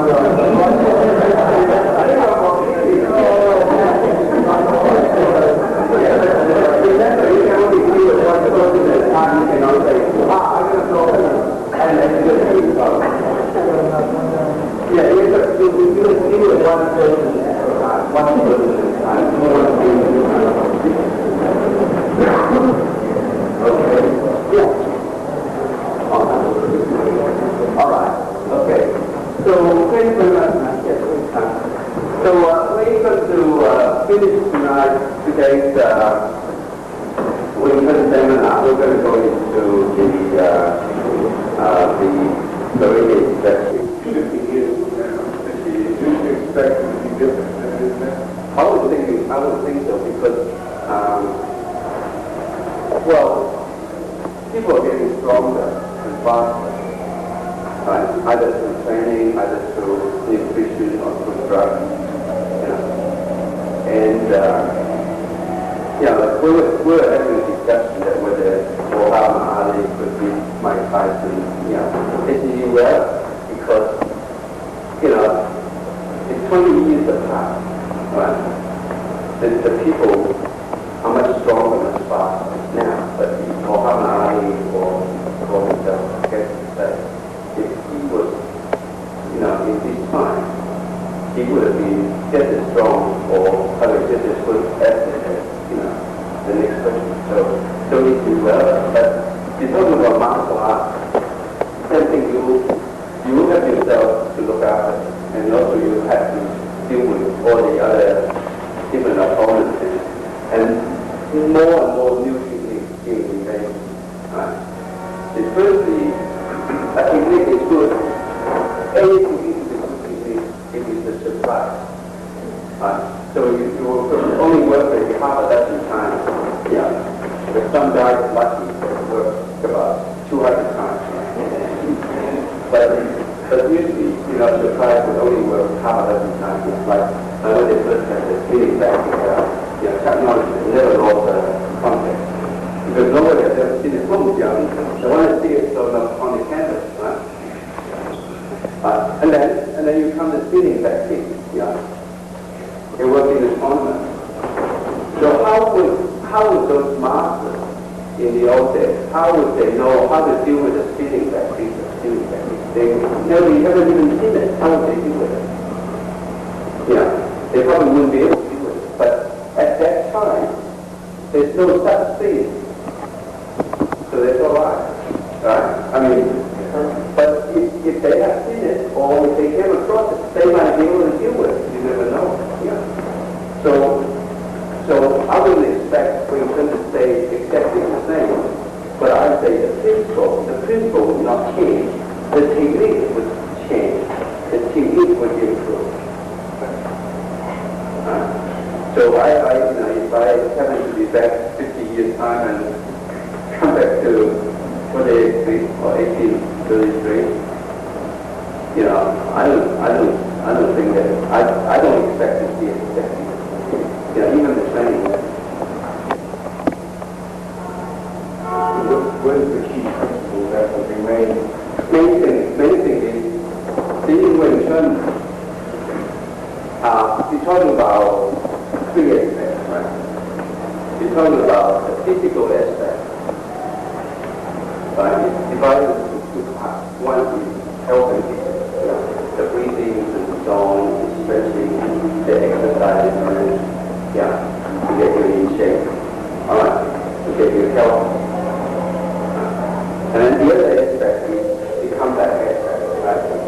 So, but the combat aspect is very much related to the mental and the spiritual. Right? So nobody can lose the fight unless he wants to lose the fight. Nobody can win a fight unless he wants to win the fight. So the mental and spiritual thing. Right? So there are people that go to psychiatrists to improve their confidence and character. And then you do drills and drills, you see that 1,000 times until you're familiar with it. There are a lot of people that they get their fear. They rid of the fear by being familiar with something, like some people that scare of heights, psychiatrists that they go rock climbing. If once they get height, they get up the mountain. They can sort of get familiar with the situation. So that's and then in the physical, how you pose with your own, where you watch. So in my system, you have to watch the elbow. And how do you do the side step? How do you do the back step? How do you do entry kicking? So order. So virtually, those things cannot change. Because those are fundamental principles. Right? If you don't do it, that means that you cannot win a fight. It means that you might